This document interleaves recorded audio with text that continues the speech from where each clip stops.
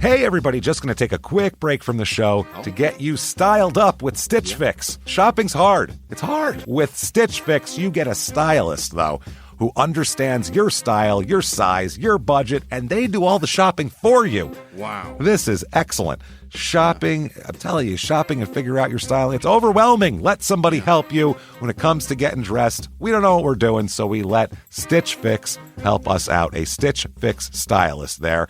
They know what works on us. We get the prices that make us look really good, and it feels good. You get some confidence boost walking around knowing that you're looking decent here. Oh, yeah. Yeah, we just give the stylist our sizes, style, budget preferences. We order boxes when we want, how we want, no subscription or any of that required. And they send called Just For Me pieces as well. Like, maybe you'd like this, and it's awesome. Outfit recommendations, styling tips. You keep what you love, you send back the rest. It's super easy. Yep. You can do it, and we are doing it because it's excellent. Personal styling for everyone. Get started today at stitchfix.com/STM. That's stitchfix.com/STM. Now back to the show. Hey everybody, just going to take a quick break from the show to tell you a little bit more about Rocket Money. It's the start of a new year. It's the perfect time to get organized, set your goals, prioritize what matters most. And for me, top priority is getting myself together here. Financial wellness, doing that, which that feels important, you know? Just feels like adult stuff that you have to do. And thanks to Rocket Money, my goals feel achievable now. They show me all my subscriptions in one place, help me easily cancel ones I forgot that I've been paying for, which happened to me. Absolutely happened to me. I had, for years, I was paying for something. I was like, what is going on here? Rocket Money found it and saved me lots of money since then, because it's been a while. So they did a great job here. Rocket Money is a personal finance app that helps find and cancel your unwanted subscriptions, monitors your spending, and helps lower your bills so you can grow your savings. Rocket Money has over 5 million users and has saved a total of $500 million in canceled subscriptions, saving members up to $740 a year when using all the app's premium features. Cancel your unwanted subscriptions and reach your financial goals faster with Rocket Money. Go to rocketmoney.com/smalltownmurder today. That's rocketmoney.com/smalltownmurder. rocketmoney.com/smalltownmurder. Now back to the show. Hi, I'm Ashley Flowers, and if you're like me and grew up watching America's Most Wanted and reading Nancy Drew, then hi, you're a crime junkie. And I bet that passion for solving mysteries never went away, which is why we've assembled a team of reporters to dig deep into all the cases we still obsess over. Each Monday, my best friend Britt and I will bring you a case that you won't be able to stop thinking and talking about. So join us by listening to Crime Junkie wherever you listen to podcasts. This week, in Hockessin, Delaware, a terrifying murder scene leads police on a hunt for a terrifying young man with a bloodlust and a desire to kill again. Welcome to Small Town Murder.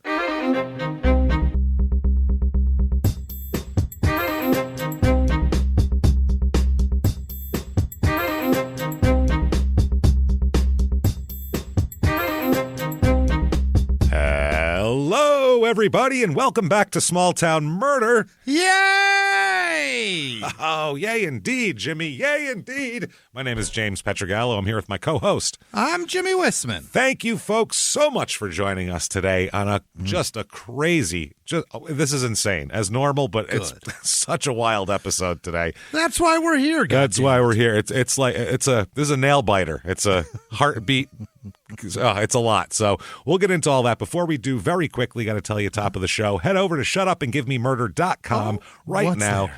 First of all, tons of merchandise, but also tickets to live shows. Hey! The rest of the year on sale right now. You can get your tickets to everything. Chicago, Minneapolis, Denver, Salt Lake, Philly, Boston, Dallas, Atlanta, San Diego. We're coming everywhere.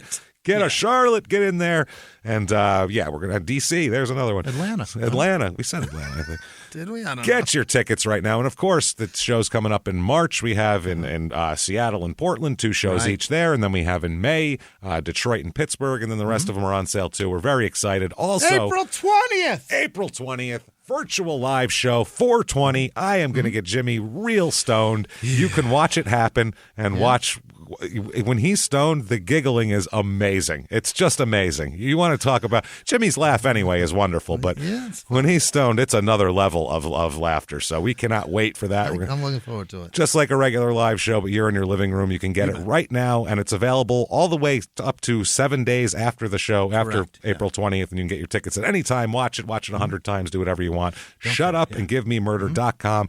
Also, coming out, still, people have been asking, we've just been plugging the live shows. Your Stupid Opinions, our new show, new podcast coming out where we go over reviews of, the internet is all reviews, and we're going to go over reviews of everything from an Arby's in Tallahassee to to a water aerobics class in Walla Walla, Washington. Everything in between, you can imagine.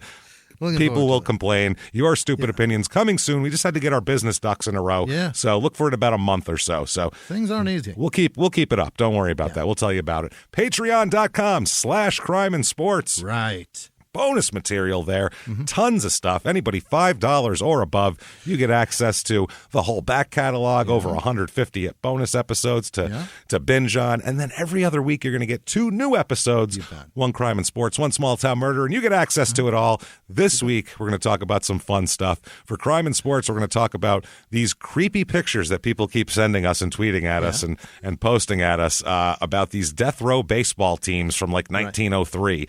And it's just these, 10 damned souls in their uniforms with like an 8-year-old sitting in front of them who's He's the most dangerous one. The ball boy. What's he in for? You know what I mean? So we're going to talk about those. And then for Small Town Murder, we're going to talk about something really fun, defunct theme parks. So theme parks that didn't work that are now hulking masses of steel and broken roller coasters and shit. We're going to talk about all of that. Bunch of OSHA violations. There. Bad ideas, things in the middle of nowhere, horrible accidents. That's all going to be there. We'll talk about it. That is patreon.com/crime and sports. Very quickly, the disclaimer. It's a comedy show, everybody. It's a comedy show. We're comedians, so jokes are going to be made and people are going to die. Both of those things are going to happen. But what we try to do is we try to make it a little kind of tasteful. You know what I mean? We go out of our way not to make fun of the victims or the victims' families. Why, James? Because we're assholes, but we're not scumbags. That's how that works. So if that sounds good to you, holy hell do we have a crazy story for you. Great. You think true crime and comedy should never, ever go together? We might not be for you. Either way, no complaining later because we warned you. So that said, I think it's time. Where are you? You at the vet right now with your pet? Yeah? You and your dog. Getting his glands expressed? Dog's up on the table with a thermometer up its ass. You look that dog right in the eye. Right in the snout. And then the two of you turn to the vet, and you and your dog simultaneously shout, "Shut up and give me murder." Let's do this, Jimmy. All right. Let's go on a trip, shall we? Terrific. Let's do it. We are going to Delaware this week. Oh. Well, I like to call Delaware, the forgotten state. Because whenever anybody brings it up, you go, "Oh, yeah, Delaware's a state." It's there. That's right. Forgot about that. Haven't been there in a minute. I think it's by Maryland I know of, but I don't know why Delaware just gets lost in the mix there. So it's this is northwestern Delaware. Which Delaware's set up kind of weird, so it's hard to say what direction it's in. This is First time I met somebody from there, I was like, oh, yeah. Oh, yeah. You go, you exist, huh? Holy shit. Wow, look at that. Yeah. Look at you. Big drug problems there. Holy fuck. I think you can say that pretty much for... Probably. Right? I mean, pretty much anywhere. You live in Phoenix. Where, I mean, have you gone... Have you been on a freeway off-ramp lately? Pretty big drug problem around Yeah, there. a little bit. A little bit. A guy will be there with his dog. Both of them have a drug problem. You're like, this is weird. You don't see a lot of dog junkies, but in Phoenix you do. The dog and the man scabs match. That's nice. That's so sad. Hockessin is how... this one is pronounced different ways, but the locals... Yeah. I saw people advertising their local businesses and saying Hockessin. So... They don't want to piss people off that are going to give them money locally. So it's Hockessin. That's how they say it. I don't give a fuck about Hockessin's money. Nope, don't care. It's about 20 minutes to Wilmington, Delaware. About an hour to Cheswold? I can't remember how you say that. That was episode 313. That's the last man who was hanged in Delaware. That was a crazy story. This is Yeah, exactly. Yeah. Newcastle County, area code 302. The name, obviously, will... Hockessin, how the hell did you come up with that? I'd love to know. Yeah, that would help. Well, apparently, it's believed to be derived from one of the first settled properties, which was called Occasion, and settled by William Cox. And this was the location of the first Quaker meetings in the area before they built a meeting house to meet in and go over their oatmeal strategy for the week. Right. I don't know what they're doing. So, I don't know. Far too many clothes they have on. So everybody's growing beards but no mustaches. And let's put, like, strawberries in the oatmeal, okay? All right. Break. Here we go. Let's do it. So Off with the stash. off with it. So, the earliest known use of the word occasion was in 1734, and not the word, but or Hockessin, I guess it would be here. But it was in 1734 with a property deed with this property. So who knows how they mashed these names together and it became Hockessin, but whatever. Missionary priests from Maryland established the Coffee Run Mission in 1790. Well, that'll get people in there. Coffee run, everybody. All right. Hey, I didn't know we were going to get into all this stuff. I thought it was just a coffee run. That's how you get people into God right there. I guess so, yeah. Reviews of this town. We have, here's 5 stars. Great. They love it, damn it. This is the awesome. best. Yeah. I have met all of my closest friends in Hockessin, Delaware. All of my friends that I will know forever. I've had the greatest memories living here in this little town. It is a small, safe town. Me and my friends, when we were younger, would walk all through town just to go to Wawa for fun. If you're from somewhere else, not the East Coast, Wawa is a gas station, Fantastic deli. gas station. It's just a wonderful place where great things happen. Great coffee. Great coffee. You can watch fights at 3 a.m. It's amazing. While someone's making you a fresh sandwich. We're like, I got to wait 5 minutes for this fresh sandwich. 2 people are going to brawl. Yeah. Unflinchingly. There's a man's ass on the fucking tile right now. Cheddar on that? Yep, please. Mustard. No mayo. Unbelievable. I have also been employed at the same restaurant for 3 years in Hockessin. It's been the best job ever. I love this town so much. Wow. I love how easy to please that person is. Wow. 5 stars. Peaceful areas for introverted people. That's the first sentence, which sounds like a spa. It sounds like an advertisement for a weird spa. Peaceful areas for introverted people. There's like piano music and harps and shit playing over it. Forests and trees cover the most part, even on the road. And even on the road. How do forests and trees cover the roads? Yeah, you got a forest on your road. That's not a road. It's not a road. That's a forest. And most buildings here look ancient, as in bricks, but really cozy. Oh, boy. Air quality is awesome since it's not a big or major city. I've never heard that described before. Air quality is not fucking rocking, bro. Check it out. You guys hear that?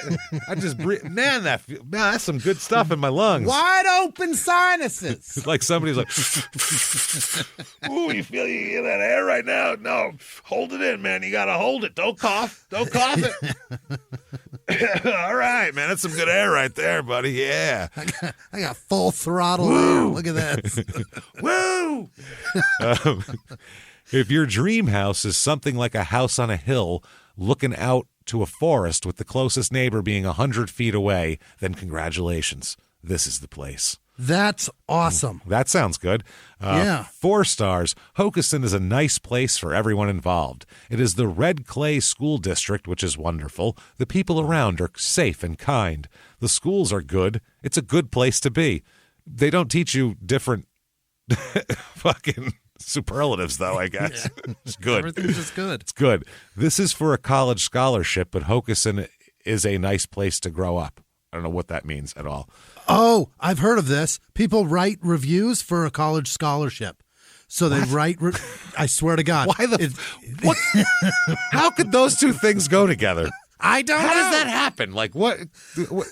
I think the website offers college, like, does a drawing. Oh, my God. This just broke my brain. So you get on here, give your stupid opinion on something, as our show is called, coming up. And they'll give you 10 grand towards send college. Send you to college for that? Yeah. No. If you stop reviewing things, I'll help you with college. How's that? Let's make a deal that way. Let's go the other way. Jimmie, you almost died. Oh, gross. Oh, shit. That's disgusting. When you laugh so hard that you go, oh, gross, that's my favorite thing ever. That means that was tea an organ. again. I was going to say, that means an organ came out. That's pretty fun. Nothing got on me, luckily. My throat has been fucked all week. I've a- been drinking these goddamn teas, and I just tasted the tea again. Yeah. There was a spray that fell about a foot short of me. I was lucky I went with the bigger table on this one. Oh, Jesus. Holy shit. Okay, here's 3 stars. This is a funny one here. 3 stars. Could be worse. Yeah. Which is a great way to start something out. Could be worse. That sounds like an Italian guy. How is it? Could be worse. That's my tip's going to be shit. Could have been worse. I almost moved to New Jersey. Uh-huh. It smells like fertilizer some days. So much for that air quality.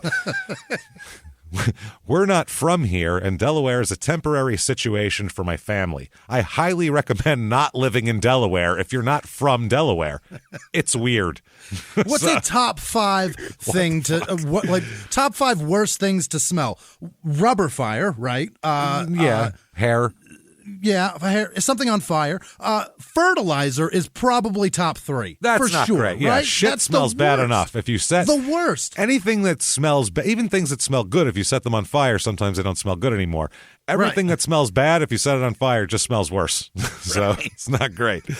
Now Manure's it's burning the worst shit. stuff. Even when you drive by it with the windows up and the circulator on, you still always look around the car and go, who was it? What happened? Who did that? Jesus Christ.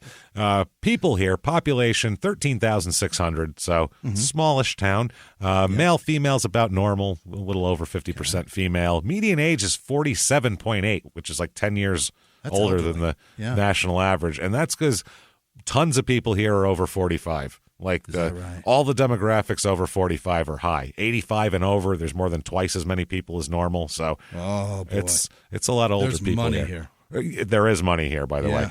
Family here, 62% are married, which is above the normal, way higher than the normal. It's usually 50-50. Race of this town, 81.8% white, 4% black, 12% Asian. Which is more than double the average. I don't know what the particular Asian draw here is, but I don't know. Something. 0.4% Hispanic, which is insanely low. Incredibly low. Very low. Religion here, 46.9% religious, a little less than the 50%. And, of course, as we know, even though it's a mid-Atlantic state, it is Catholic taking home the thing here. And that is because Catholics, as we know, are the Baptists of the mid-Atlantic region near the ocean. So, still north of Mason-Dixon, right? Yeah. 0.7% Jewish. So almost, everybody. We almost had an Hava Nagila here, but it's just... Damn it, just not going to make it. Almost. Here, politically, last election, 67.8% voted Democratic, 30.7% Republican, 1.5% Independent. The median household income here is $121,432 a year. Holy. Which is more than double, obviously. It's normally about $55,000. So, my God. Yeah, more than double. Cost of living, 100 being regular average. Here it's 125.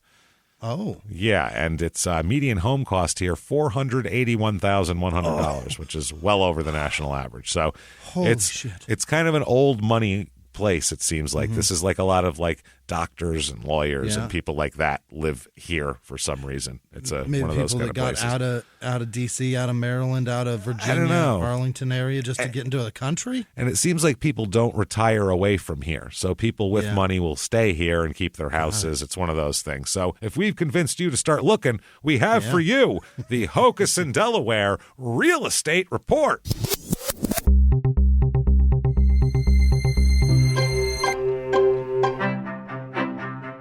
The average 2-bedroom rental here goes for about $1,523, which is expensive. It's the national average is $1,200, so it's but it's high. And even that sounds fucking a lot. So it sounds hard high. to do. Here is a 3-bedroom, 2-bath, 1,825 square foot.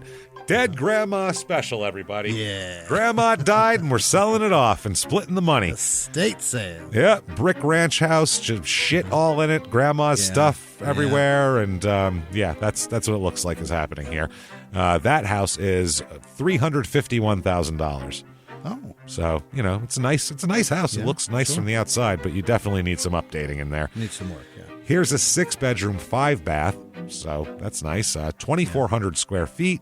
It's a very weird house. It has 2 front doors right next to each other, which is weird, but it's not. But it's not like Not French? No, I say it doesn't open together. They're 2 separate front doors, but it's one house. It's not like a 2-family house. Which I guess you're bored. There's some weird New England houses that have that as well. Really? Yeah, that's a weird in Massachusetts and the 2 front doors. sticks. Yeah, I don't know what the fuck it is or why it happened like that, but maybe every time I've seen it, I thought it was a duplex. Yeah, but it's not. It's very strange. They would do it on farmhouses too. It's a really weird place.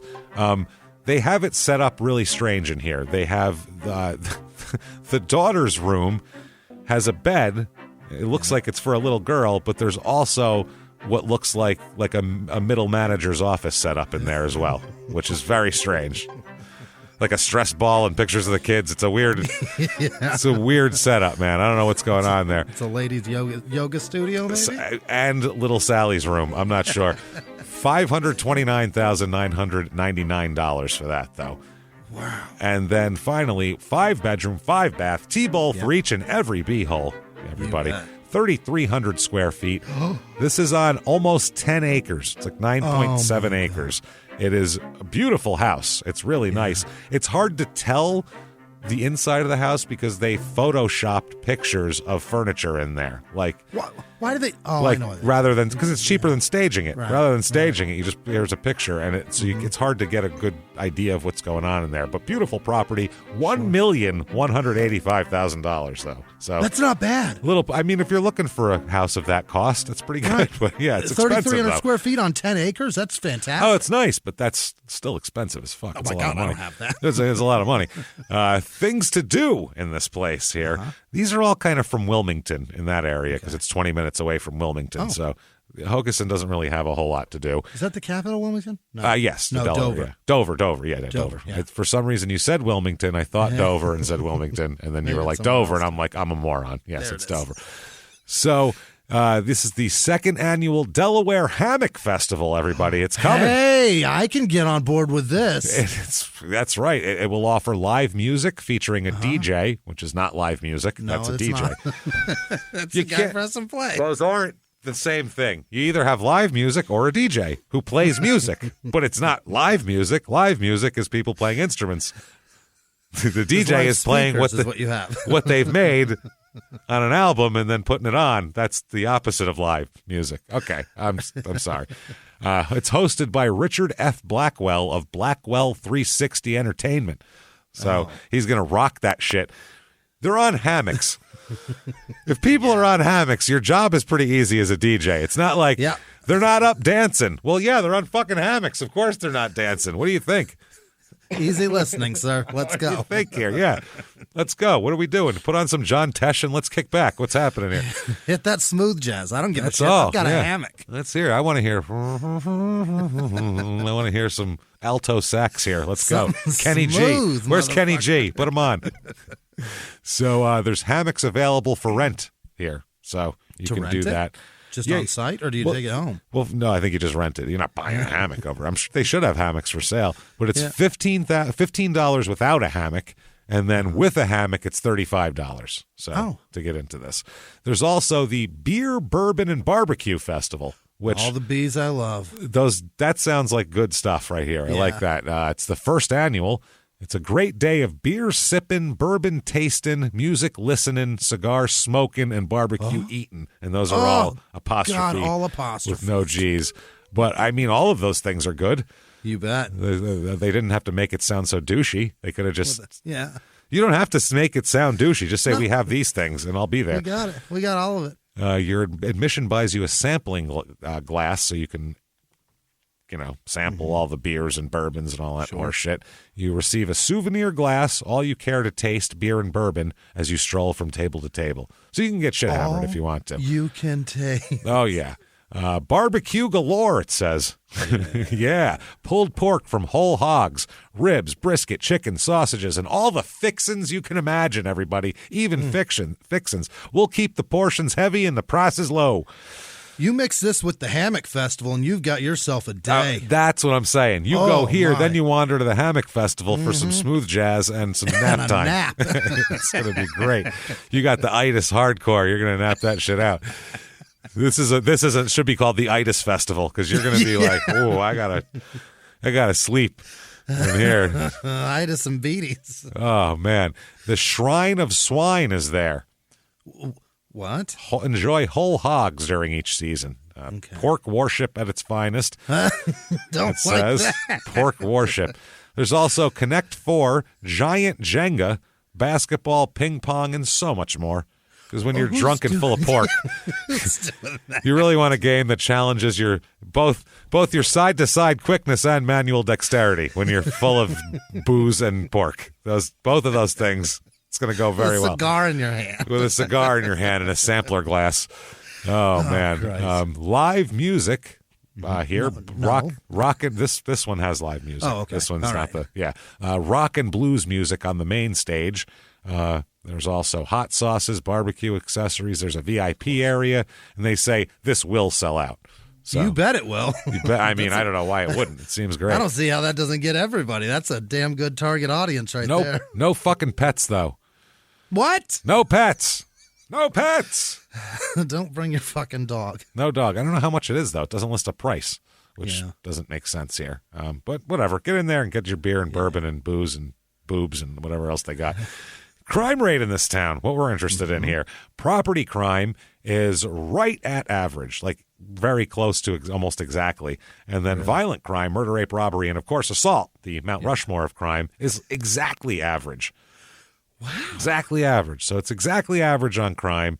Mm-hmm. That said, let's talk about a murder that there's nothing average about. It is insane. Average, huh? So it's, or below, I think, depending on how you're looking at it. It's depraved, so below. Oh, boy. It's pretty bad. It's bad stuff. So let's talk about this. First of all, got to give credit to an article here that had an amazing recap of this from 2020 because it's an older case from 1988, the case is, but this article from the News Journal in Delaware and also Delaware Online, they both had the same articles. It was a 4-part series on the whole thing. Shit. Over 4 days. Really good. Written by Patricia Tallarico, Esteban Parra, and Jerry Habrecken.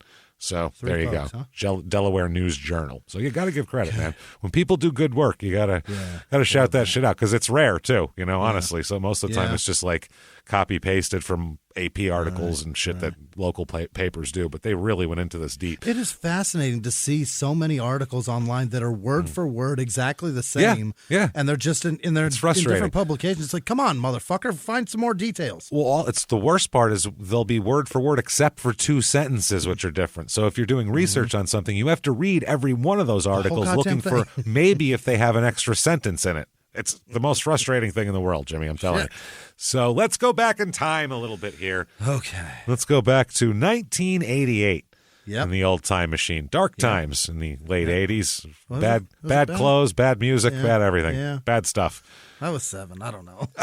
I'm a kid, but looking back at it now, I'm going, I loved it at the time. I was a little kid. I didn't care. I was like, Hulk Hogan's pretty cool. Don Mattingly's all right. I like Eddie Murphy. But outside of that, now I look back on it and I'm like, Jesus, what the hell were you wearing back then, everybody? And granted, I've got trauma, but the times changed so rapidly. Yeah. I think that's a big problem too. That times changed so fast. We had such an acceleration. I put the 80s into the 70s and the 90s into the 80s and 2000. I don't remember things the way they really occurred. Luckily, it's a muddle of shit either way. Yeah. So, you know what? I think you're sucks. okay. It all sucks, really. So back in 1988, let's talk about a nice couple, shall we? Mm-hmm. Here, let's talk about Dr. Martin Cohen. Yeah, we don't get a lot of doctors on this show. Not a lot of. Very few, yeah. Very few. Unless that's like a nickname for him because he knows how to skin a rabbit the fastest or some shit. Old Doc Cohen from up in the holler. That's our normal deal here. He's a biker, and they call him Doc because Cooter was taken. Yeah, they're like, oh, there's already a Cooter, buddy. Sorry. He's like, shit, man, my whole family been calling me Cooter since I was 2. Now, Dr. Martin Cohen is a clinical psychologist. Okay. So that sounds like a lot of school. Clinical psychologist. He's originally from New York. In 1988, he's 59 years old. Really? And 59. He's got a wife named Ethel. So Ethel Cohen here. She's a few years older. She's like 4 or 5 years older than him. Yeah. So she's originally from Chicago. She is an occupational therapist. She has at one point was in a Broadway show when she was young. Really? She was a dancer in a dance, background in the Broadway show here, and was a U.S. Army instrumental mechanic. Oh my God! Yes, that's pretty cool. That's a wide range of shit she does. I dance. I take care of people, Fix and also your I can fix your compass if that's a problem. Instrumental mechanic, I assume. Yeah, a lot of compass fixing. I know I'm looking south and it's pointing north, man. I need help. They give it to old Ethel here. Give it to Ethel. She'll fix it. She fixes shit. She is known as a bubbly, outgoing person, everybody describes. The word bubbly comes up a lot. So she's got a great personality. Apparently very, very nice. She's the type that they say everyone who knew her loved her. Yep. Yeah. They met, the Cohens, while they worked together at the Mental Health Institute in Jacksonville, Illinois. Oh, which I don't know if I don't know if I was aware there was a Jacksonville, Illinois. Not sure about that. That's fascinating. That is really interesting. So Ethel would also perform in community theater in Illinois and used to give what was called humorous talks. I don't know what that like. Is that like Mark Twain style? Or just going to spin a yarn, I don't know what she's doing here. Yeah, I don't know. I guess it's like theatery in a theatery way, like monologue type things. Maybe. She also would advise activity directors at nursing homes was another job that she did. Shit. So she's smart as shit, huh? Yeah, they're both very educated, very smart people here. Now, by the mid to late 80s, we'll talk about this, Ethel's health is not in great shape. Really? She's overweight. She has high blood pressure, knee problems, arthritis, walks with a cane. Yeah. Her body's not doing wonderful by this time. Yeah. Now, they have a son, these two. They have one child. Great. They have one child. He is Charles Mark Cohen, and he's known as Charlie to everybody. Mm-hmm. And he is born in 1964. Okay. So, and they really dote on Charlie. Because he's their only child. Yeah, they do well for themselves. They make good livings, and they have one child. So awesome. What a life. Remember Good those you, kids? Charlie. Remember those kids? You're like, oh man, like the parent, like the mom would pick the kid up from school in like a BMW, and they drive away, and you're like, oh, you're going to like some practice thing for some sport that costs money, aren't you? Holy shit, she loves you, doesn't she? Wow, that's amazing. You have like name brand soda, don't you? You Fuck have you. Legit love. That is actual. Your dad care when he says, "How was your day?" He fucking means it. Or he doesn't, but you don't care because you have all the Nintendo games you want in 1987. So who cares? Hey, everybody, just going to take a quick break from the show to tell you about the safest sponsor ever, Simply Safe. Absolutely. These people will keep you safe. It's amazing. You know that every 26 seconds a burglary takes place in the United States, according to the FBI. That means that by the time this podcast is over, dozens and dozens of homes will have been targeted, ransacked. God knows what happens here. So protect your home before it's too late with Simply Safe proactive security system. Simply Safe helps stop threats before they even have a chance to break in. Named Best Home Security System by U.S. News and World Report 5 years in a row. And by us for about the last 8 years as well. If you trust us, believe me, you want Simply Safe. So visit simplysafe.com/small to claim 50% off a new system with professional monitoring plan and your first month free. That's simplysafe.com/small. There's no safe like Simply Safe. Now back to the show. Hey, everybody, just going to take a quick break from the show to tell you a little bit about Sono Bello. You know, the most known secret with celebrities and influencers and all these famous people is so many of them have had lipo. They've had lipo, whether it's a little touch-up here or a total makeover. Yeah. Nobody has a perfect body. That's the thing. No. They may look like it on TV, but there's things that help that. Absolutely. Lipo now has changed, and Sono Bello's been at the forefront with using LAL technology and getting those beautiful and natural outcomes for each person. Looking real natural. Our friends at Sonobello are offering their best deal. You're now included in their winter savings event, but appointments are limited, so please get on this. Sonobello doctors are masters in micro-laser fat removal, a brilliant technique that removes stubborn fat permanently. Wherever your problem areas are, tummy, love handles, thighs, arms, it's gone in one comfortable visit. Eating healthy and workouts are great. Keep doing that, but if you want to lose that stubborn fat in one visit, check out Sonobello. Save big during their winter savings event. Schedule your free consultation now at sonobello.com/smalltownmurder. That's sonobello.com/smalltownmurder. Now back to the show. So Charlie, he was a little bit, the mother especially, Ethel was really like doting on Charlie, which I mean is like to a big, what he would call a stereotypical way. He called her a, quote, typical overprotective Jewish mother, is what Charlie called her. That's just how she was. He said he envied his friends who had siblings. He was the opposite. Is that right? He wanted siblings. Yeah, this guy. You're telling me people oftentimes want the opposite life they have? Weird, right? Grass is greener, huh? Strange. Dude, Wow. Charlie, it's not better. I promise. Charlie, we could have switched places, no problem. I'd have gladly. He also said his father's very demanding in terms of academics and things like that. His father wants him to be hot shit. He wants him to do well like he did. So it's just now, Charlie, get to work. Yeah. Charlie is a good-looking young guy. He's about 5'10", but he's like muscular too. He's like in real good shape, and his blue eyes. He's an attractive young man. He wants to be.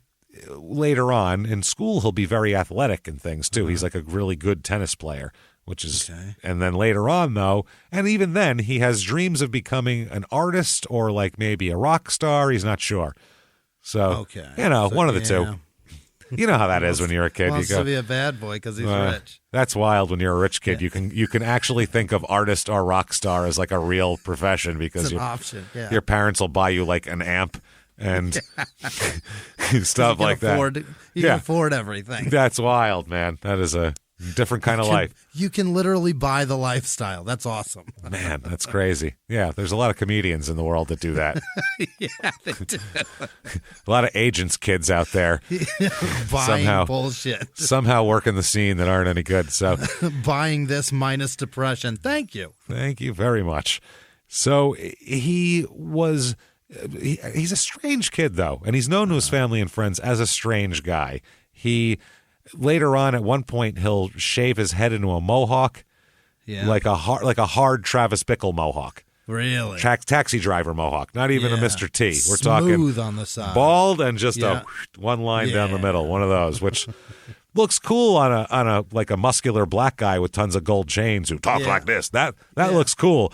On a teenage white kid, it looks crazy. On his way to tennis, it looks insane. Yeah, on the court, that looks real weird. Bright white and shit too, because it hasn't seen the sun. Trimmed with Prince and Penn brand clothing is weird. It's so strange, man. He's going for a real Andre Agassi thing, I guess. So he's a great tennis player, though, at Galesburg High School, and he's popular. He's considered funny, smart, good-looking, athletic, popular. Yeah. Life is good for him. I mean, Jesus Christ. But at the same time, a friend of his called him, and this is interesting, listen to all this stuff. This is really weird. Called him the class clown. And what this whole paragraph and everything is very much familiar. Called him the class clown and said, quote, he loved to walk into a packed McDonald's restaurant at noon, throw himself on the floor and feign an epileptic seizure. That sounds familiar, doesn't it? I know who does that. Who else do we know that did that? Jeff Dahmer loved that shit. Exactly how everybody described him as the class clown. Yep. And they said that was his main form of comedy, was doing that. Disrupting public shit. And this is going on at the exact same time Dahmer's doing it in his high school. Yeah. which is so fucking weird. That's because, absurd. Yeah, this Was all it in of the this food? the Midwest. What's going on in the Midwest, Yeah. everybody? What's happening over there? You just so his friend said, quote, as he would thrash around on the floor, good Samaritans would try to hold him in place and keep him from swallowing his tongue. Restaurant don't do that. workers would call for paramedics, but as soon as the emergency personnel arrived, Charlie would stand up, brush himself off, and say, "Oh, never mind," and walk out, which is exactly what Jeffrey Dahmer did. Exactly. That's wild. Exactly what Dahmer did. That's so fucking weird. The psychology there is strange to me. There's a...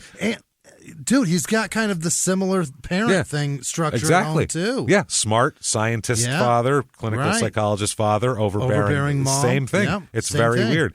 It's very strange. So, yeah, he says he would. That's a weird control thing. I'm going to control this environment. I'm not only going to make people laugh, but I'm also going to make people rush to me and be worried, and then act. And then then they're like, "Whoa, what the hell just happened?" Then I'll freak them out, man. Yeah, it's really a weird thing. One time, his friend said he went to school dressed completely like Superman. Okay. Like in a full Superman costume. High Not school. 7? Nope, not 7, not Halloween. Just showed up in March at 15 years old wearing a full Superman costume.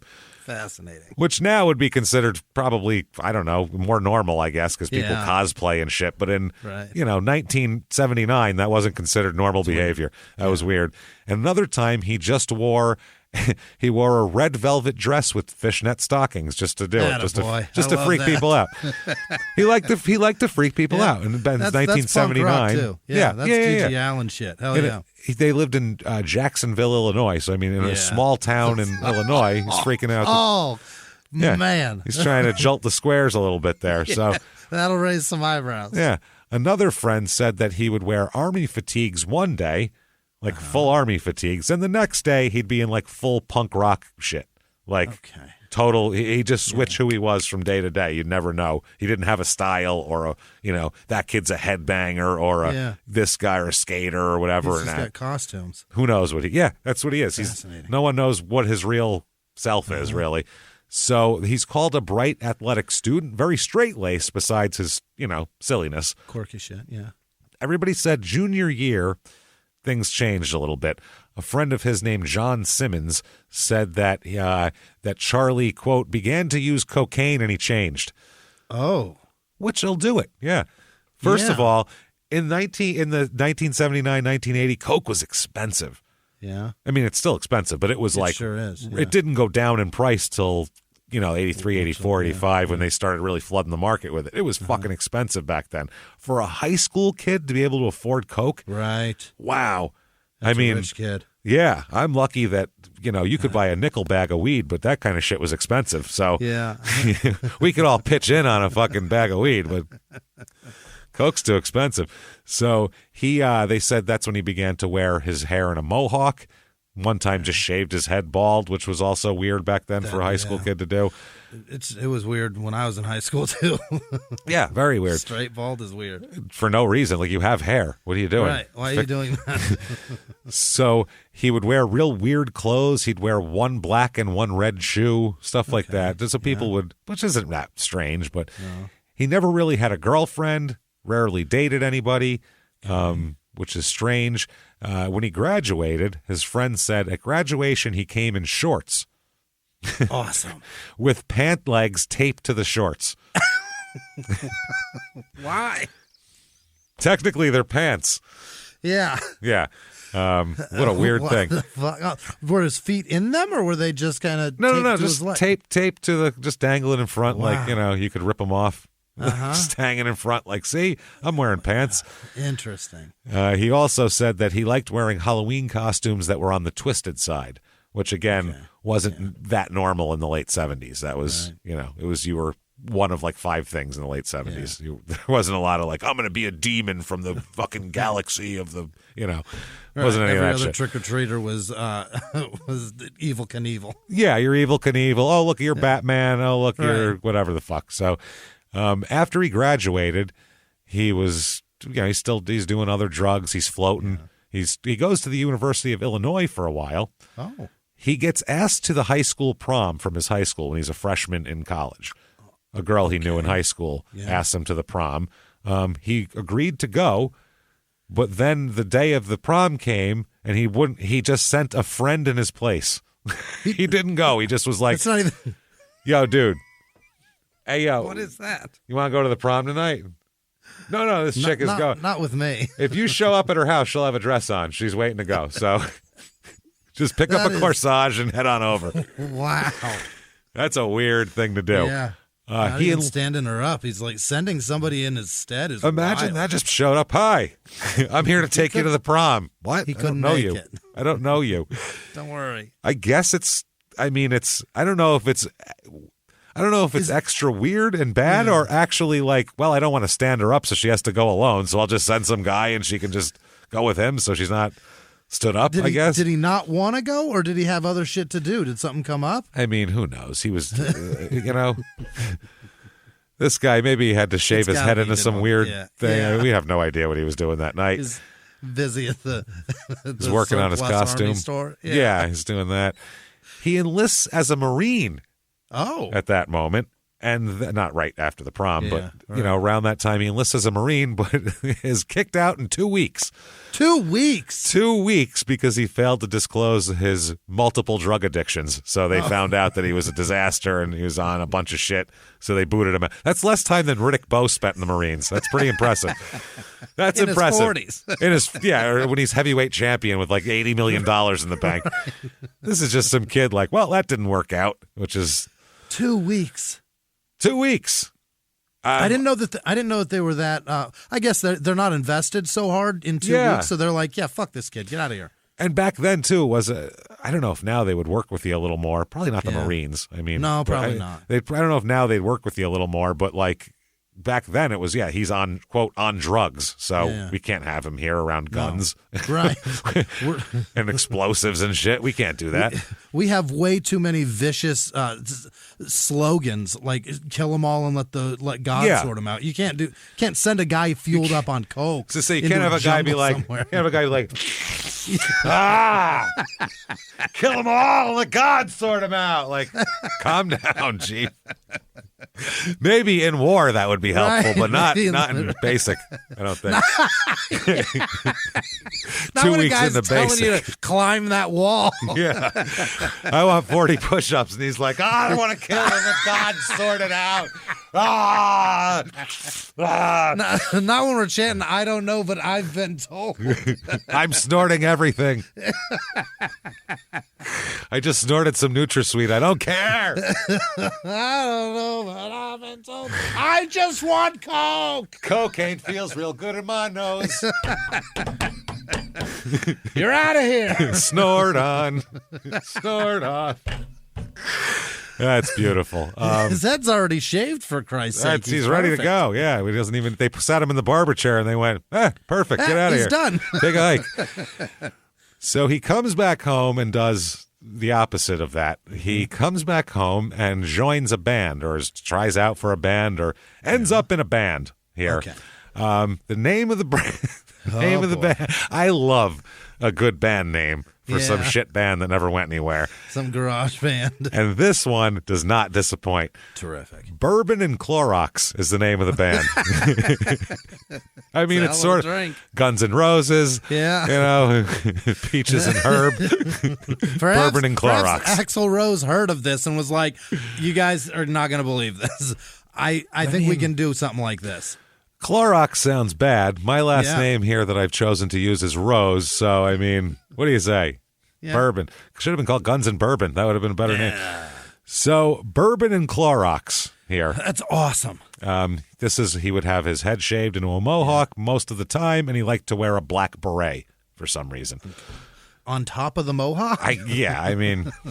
That's way up there. I don't know what he's doing, man. He would make what his friends would call outrageous statements all the time. He would also write a lot of the song lyrics. He's like a singer. He also plays the drums. He's going to try to play guitar later. He doesn't know what he's doing. He's a nightmare. Yeah, they said that one of the lyrics that his friend remembers clearly was about a, quote, hollow man, gun in hand, who followed him everywhere and every day. That's one of his lyrics that he thought was like, oh, all right, that sounds kind of like metal. Cool, you know? So he's saying there's like a demon following him? Yeah, a hollow man, is following him with a gun even, which if you're a demon, I mean, that's What do you need the gun overkill. for? You don't need the gun, probably. What kind of powers are you lacking that you need a gun? You need a gun, yeah. That's right away, there you show. If you're It's a weak-ass demon. if you're a paranormal figure, I feel like a gun. I feel like you should wield powers above our Yeah, you should be able to human lift world. me without any, you know what I mean, without Something. touching me and slam me into the ground. Do some you Vecna shouldn't need shit. Bullets. You know what I mean? Yeah. Do some Vecna shit. You don't need bullets. Yeah, that tells me that if I have a gun, I can kick your ass. Probably. It's if I see a otherworldly creature and he's got a gun, that's a sign of weakness. I'm like, oh, you must be. Fuck yeah. Yeah. It's a sign of weakness. You're afraid. Oh, you're going to lose this fight, sir. Your powers are less than a gun. We know that. Right. Otherwise, you wouldn't have the gun. So, his friend said, quote, he was an extreme guy, but not a psycho killer or anything. That's one of his band members. So, like, he was just a wild guy, which in a band, that's kind of what you want sometimes. There's a lot of crazy fucks that are famous and in bands. Jesus. So, he went to 4 different colleges in Illinois.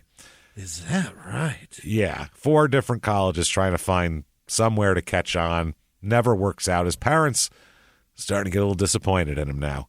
Yeah, after college Everything's 2 failed. that he drops or kicks out of. Yep, art doesn't work. Band doesn't work. Okay, go in the Marines. Well, here he is home again. We thought he was going to be gone for a while. Nope, there he is. Work.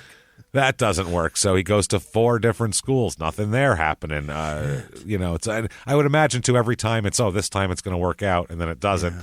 And so they're starting to be a little bit disappointed. He told a psychologist that his parents' love came with strings attached, is what he said. Okay. He said with each disappointment, he felt a little more abandoned by his parents. Okay. Well, yeah, they felt a little more disappointed in you also because you're a fuck-up. So it goes both ways, Chief. Each disappointment probably hurt more than the next. Yeah. If you talk to their therapist, they'd say that they said fucking, he disappointed me more and more every time. He said it was just a vicious cycle, of that. He moved out of the house one time, his friend said, but it was only for about 2 months. And even then, his parents were paying his rent and all of his bills. So that is not moving out of the house. That's not really moving out. That's just, I don't know. That's an auxiliary giving your parents location. Another bill. Yeah. You've just put your stuff in an auxiliary location, but you're still under their roof, really. You're costing them more money. So at this point, he's a punk rockin', shaved and headed, mohawk and beret wearing, weird lyric writing, parent siphon, cocaine sniffing, parent money fucking siphoning weirdo. Then he decides, no more of this. Yeah, no more of this. Grow up. Hey, Pull you know up what? Bootstraps. Yeah, my body's a temple, is what he decides. Yeah. Oh, and rather than abuse it by doing drugs and eating poorly and generally not fulfilling my physical capabilities and what they should be. He says, I'm going to do something good for my body. He kicks the cocaine, stops doing coke, which is good. Less blow is better, and started becoming a health nut and working out and stuff like that, which leads him to, obviously, becoming a male stripper. Obviously. What? Everything is to the extreme. Yes. Everything is to the extreme, man. It's all to the extreme. It is. He is Vanilla Ice before Vanilla Ice. To the extreme is him. Wow. I mean, from one thing to another. He went from I've never snorting been a line, in a gym. Yeah, snorting a line, grabbing a mic and being like, 1, 2, fuck you, and having people. And then he was like, you know what? I'm going to shake my crotch in a bachelorette's face. I feel like that's better for me. I've never been in a gym or in any form of exercise, period, and been like, you know what? This could lead me to male stripping. You know what? People should pay to see this. That's your thought as you're looking. The arrogance. Yeah, look at that. He becomes a male stripper. Okay. Yeah. A friend of his named Kay, I don't know what the hell that name is, Charaval. She's the manager of the Landmark Racket and Health Club in Peoria, Illinois, said Cohen would work out with a group of young men who are all male dancers. So all this would be, 2 a.m. the strippers are coming in. Here they are, everybody. The whole male review in our gym. Yep. They'd have to put music on. Yeah. It was choreographed very well, though. Very well. She said that, quote, they were nice people. They didn't cause any trouble. No, Yeah. what trouble are they going to cause? They've got the best life on the planet. They are so happy. You're never going to fuck with those guys. It's so weird. So he ended up meeting back up with his high school friends during around this time, including his bandmates and the Simmons guy who he talked from before. And Simmons said, quote, he wasn't the same. Where before he was quick and witty, now he was dull and slow, like part of his brain was burned out by the drugs. Oh. So, yeah. Also, I think he's just dulled into a sense of, he's probably had like 8 blowjobs in the last 36 hours. He's and he's drained, like, sir. Listen, I can't even speak because I got, what's the word? Jizz. It's all gone. I can't think of the word jizz. That's the word. Yeah, all gone. So weird. Of course you're going to be a little slow. You're like, it's oh, God. How little reaction you have when you are ball dry. Yeah. You're just like, what's that now? Again, I don't care. I don't know, man. I better I have eat a something. chemical imbalance. I literally have 0 testosterone, so Yeah. it's all over her tonsils. I don't It's know. on her. I don't know. It's all gone now. I'll get more. Don't worry. Yeah, give me a little bit to regenerate. Oh, man. One day he showed up at a mutual friend's house and kind of scared his friends, and they didn't talk to him anymore after that. Really? He had a tape from Bourbon and Clorox. Yeah. He was like, hey, everybody, check this out. Let's listen to some Bourbon and Clorox, which you're like, ugh. Ever have a friend in a band that wants you to listen to it? And you're like, oh, for fuck's sake, Jesus Christ. Okay, it's so bad. Sure. Don't even play it. It's bad. It's okay, fine. And his friend said, quote, Charlie played it backwards. He was totally convinced it was the devil's voice, and he thought that it was the neatest thing in the world. That was the point where we said, this kid has gone too far, and they never saw him again. Yeah. So they left him alone, which, I mean, that's not too far, I think. No. I mean, Jesus Christ. I would think he's covered in glitter all the time. That's too far. The thing is about albums, too, anything you play backward, there's been so many songs, so many albums. Yeah. It's not a coincidence that something somewhere backwards sounds like words. It's not. It's just a coincidence. Yeah, it's not. It's going to happen. It happens a lot, but people are like, see what it said? I think it said Satan. No. So weird. So 1984, he has a girlfriend. Okay. It's short. It's a short relationship, but it burns bright. It's one of those. It's a flame out. Yeah. It's a Roman candle of a relationship. Yeah. He became very depressed after it ended, of course. Yeah. And at that point is when he started having violent sexual fantasies. And he shaved all the hair off of his body, everything, and began binge eating. Huh. He'd go get like 2 buckets of Kentucky Fried Chicken and eat it all at once while he sat there completely clean shaven of his whole body, crying probably. What a weird scene, man. That is fascinating. That's what ladies do. Yeah, and then They shave their whole body and then eat and cry. Except he's dreaming about cutting a woman's head off and having sex with a neck hole. That's the only difference. And she's dreaming of fucking his best friend to make it sad. Yeah, and he's like, I want to fuck her neck hole, and then eating a fucking chicken leg is a weird thing. He turned back to drugs again now. You know, it's all falling apart. He said he took between 84 and 86. He took LSD more than 100 times, he said. That's every 3 days. Too many. I'm going to tell you right now, as a person who's done acid back in the day, that's too much acid. You can't do that much acid. Acid, not that frequently. You need a cooling off period for acid. You got to heal. Seriously, you do acid, like you should wait a couple of months, at least a few months, and let it all calm down. And acid fucks with your head. It's a different thing. He said that during that time, he experienced about 10 to 15 bad trips, from what he said, which is, again, that's not a good thing psychologically, because a bad trip to you is real. You think it's happening, so it's the same trauma as if something bad happened to you. And that's somewhere between 10 and 15% of the time that you're taking it. That's pretty high. That's crazy. That's too much. You have to have that thing when you do acid where you got to sit yourself down and go, you're on drugs. Environment. Yeah. You did this on purpose. You paid a guy money. You paid someone money to give you this, and then you put it in your mouth. This is what the result of it is. So sit back and enjoy it like a roller coaster. You have to tell yourself that. You can't literally bought this. Yeah. It's like wanting to get off a roller coaster halfway through. You drove an hour here. You parked half a mile away. You paid for parking. You're sunburned. You're sitting in somebody else's sweat. This is what you're here for. You paid $25 for that drink that's in your stomach. That's right. So, Sit still. Man, he said during this time that he told a psychologist that he was, quote, hanging by a thread psychologically.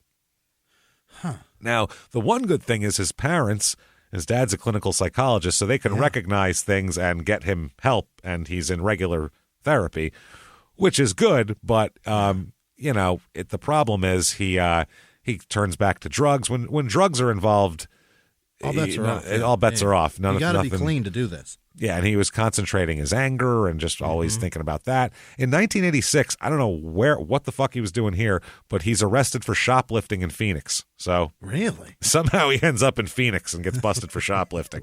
Listen, sometimes this heat, it'll drive you nuts. It'll make you forget things. It'll make you forget where you are. It'll make you forget that currency exists. What's happening? I think I paid for it. I don't know. I see. Phoenix is a different place, man. It is. It's really It'll make extreme. you behave different. It's extreme shit, man. So he's arrested then. That's his only arrest. So he doesn't, somehow during all this craziness, he keeps the police out of it somehow. Oh. So he's smart enough to not do things that get him in trouble, which... Yeah, or just sane enough to not do the really wacky shit that raises red flags. Well, that tells me he has impulse control. Right. Because that's the thing that people oftentimes can't do is they can't stop these impulses, and that's why they get arrested for dumb shit before this, whereas he seems to know when he can act up and when he can't act up, and he knows when the right time is for it. So this feels manipulative. Recognizing right from wrong is imperative in that situation, and he's clearly seeing it. Like his seizures, I think this is I think he's got a manipulative streak going on in it. Until the sun comes out at about 115 degrees, then you forget everything. Then you forget everything and just start walking out of stores with shit in your hand. And you're like, huh? What now? Say again? I'm just trying to find another air conditioner. I want out of here. I thought this was a bowling alley. What's going on? You don't know what's happening. What is going on? There's water right there. Oh, my God. Not. No, that's not water. So April of 1988, Martin and Ethel Cohen moved to Delaware. Okay. And Charlie comes with him. What's he going to do? Stay behind on his own? Yeah, and they don't want to leave him on his own because he's a mess. So they're like, shit. So this is April 88, about in that time, early 88 through April, sometime in there. So they move here because Martin is appointed the director of the Delaware State Hospital. Wow. Which is the largest mental facility they have in the state deal. there. Yeah, he's the director. He's the director. The head of the hospital. He was trained, obviously, to treat people with serious mental illnesses. Mm-hmm. He's a clinical psychologist. He's in charge of this place. It's a 460-bed Delaware mental health facility south of Wilmington. So, oh, my. That's a big one, 460 beds. Yeah. It sounds big. Nowadays, it's called the Delaware Psychiatric Center. It's the only state-operated psychiatric facility for the care and treatment of mentally ill adults in the state. Incredible. So, he started there. He told the hospital staff that he was going to stay until retirement, and he was in it for the long haul. Apparently, there had a lot of problems with the hospital. There was a lot of turnovers. They've had like 4 directors in the last 3 years because of bad management. So everybody said he, though, was quote, enthusiastic, kind, and caring, and a fine director. So they were all very excited to have him there. Absolutely. He said his whole staff said he had a real commitment to helping the mentally ill. Mm-hmm. So he's there, and he said, by the way, Martin, is kind of he likes to smoke cigars in his spare time. He likes going to Florida or the islands to get away on vacation here. Real Tommy Bahama man. I was just going to say, I can see his open neck Hawaiian shirt and his cigar. And those Big sandals Hawaiian old guys wear. Hawaiian scene on the back. Yeah. With a parrot and everything. Oh, the whole deal, man. And just a bottle of rum in the middle of it. Yeah. So they would take long vacations, usually a month to 6 weeks at a time. Oh, my God. Can you imagine? Imagine that. A month off? That's old school rich people shit. Yeah, it is. Like back in the day, in August, all the rich Right. people would leave the cities and go out to the country and shit. And they would be Right. gone for like a month to 6 weeks. Like, How the fuck did you Yeah. free yourself?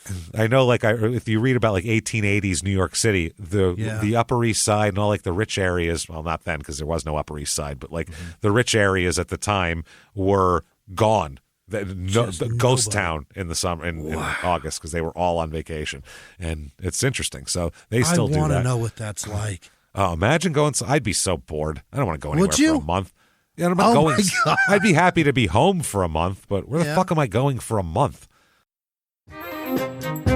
Hey, everybody, just going to take a quick break from the show to tell you a little bit more about our stylish friends at Quince. That's right. Let's go elevate your styles, people. Yeah. Get it going, look good out there, and you can do it now without breaking your wallet, without Yeah. breaking the bank, because at Quince, you can get high-end, versatile pieces at prices we can all actually afford, which is Absolutely. very nice. You want to get good stuff that lasts and it's good, and they have quality stuff that's very affordable, and you can do like we did, upgrading our stuff here, while still being a very reasonable price.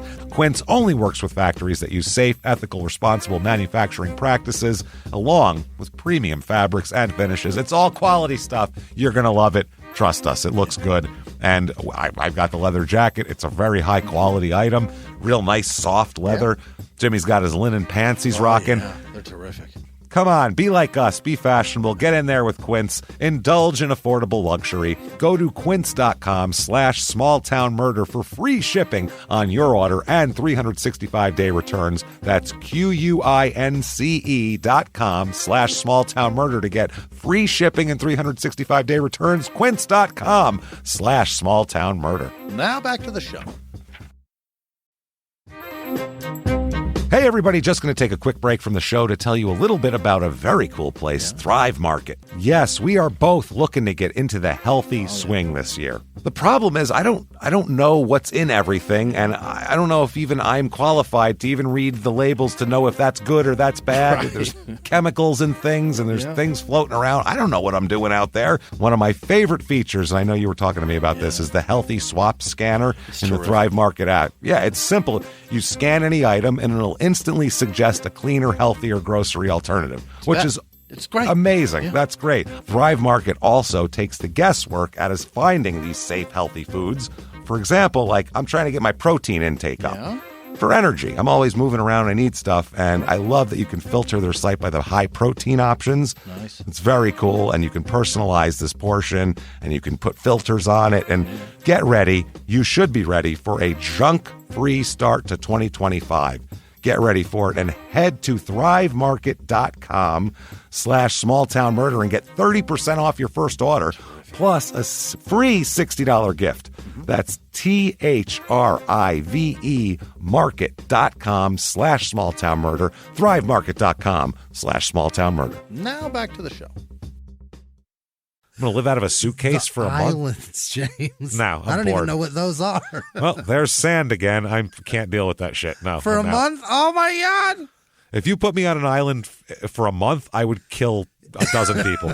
But knowing that it's I'd lose my mind. temporary, you know what I mean? I'd lose my fucking mind on an Would island you? for a month. Oh, I God. can't do that. I can't do it. I'd lose it with joy and happiness There's nowhere I really have any desire to go, honestly. for a month. Yeah. To any amount of time. Any amount of time. Like Just people wanna have be brought home up, all the time. how come you don't go to Italy? You should go to Italy or something at some point. You know, you should try to get, save up money, go to Italy, do all Yeah. this shit. And I think to myself, that sounds nice and everything, but Yeah. to actually go through all of the steps to go there and then Yeah. walk around and fucking try to understand what people are saying and try to be understood and Yeah. fucking hit my head on everything because everything was built in 1748 or some shit. So Right. I'm going to hit my head. Everybody there's short. I'm going to hit my head on everything.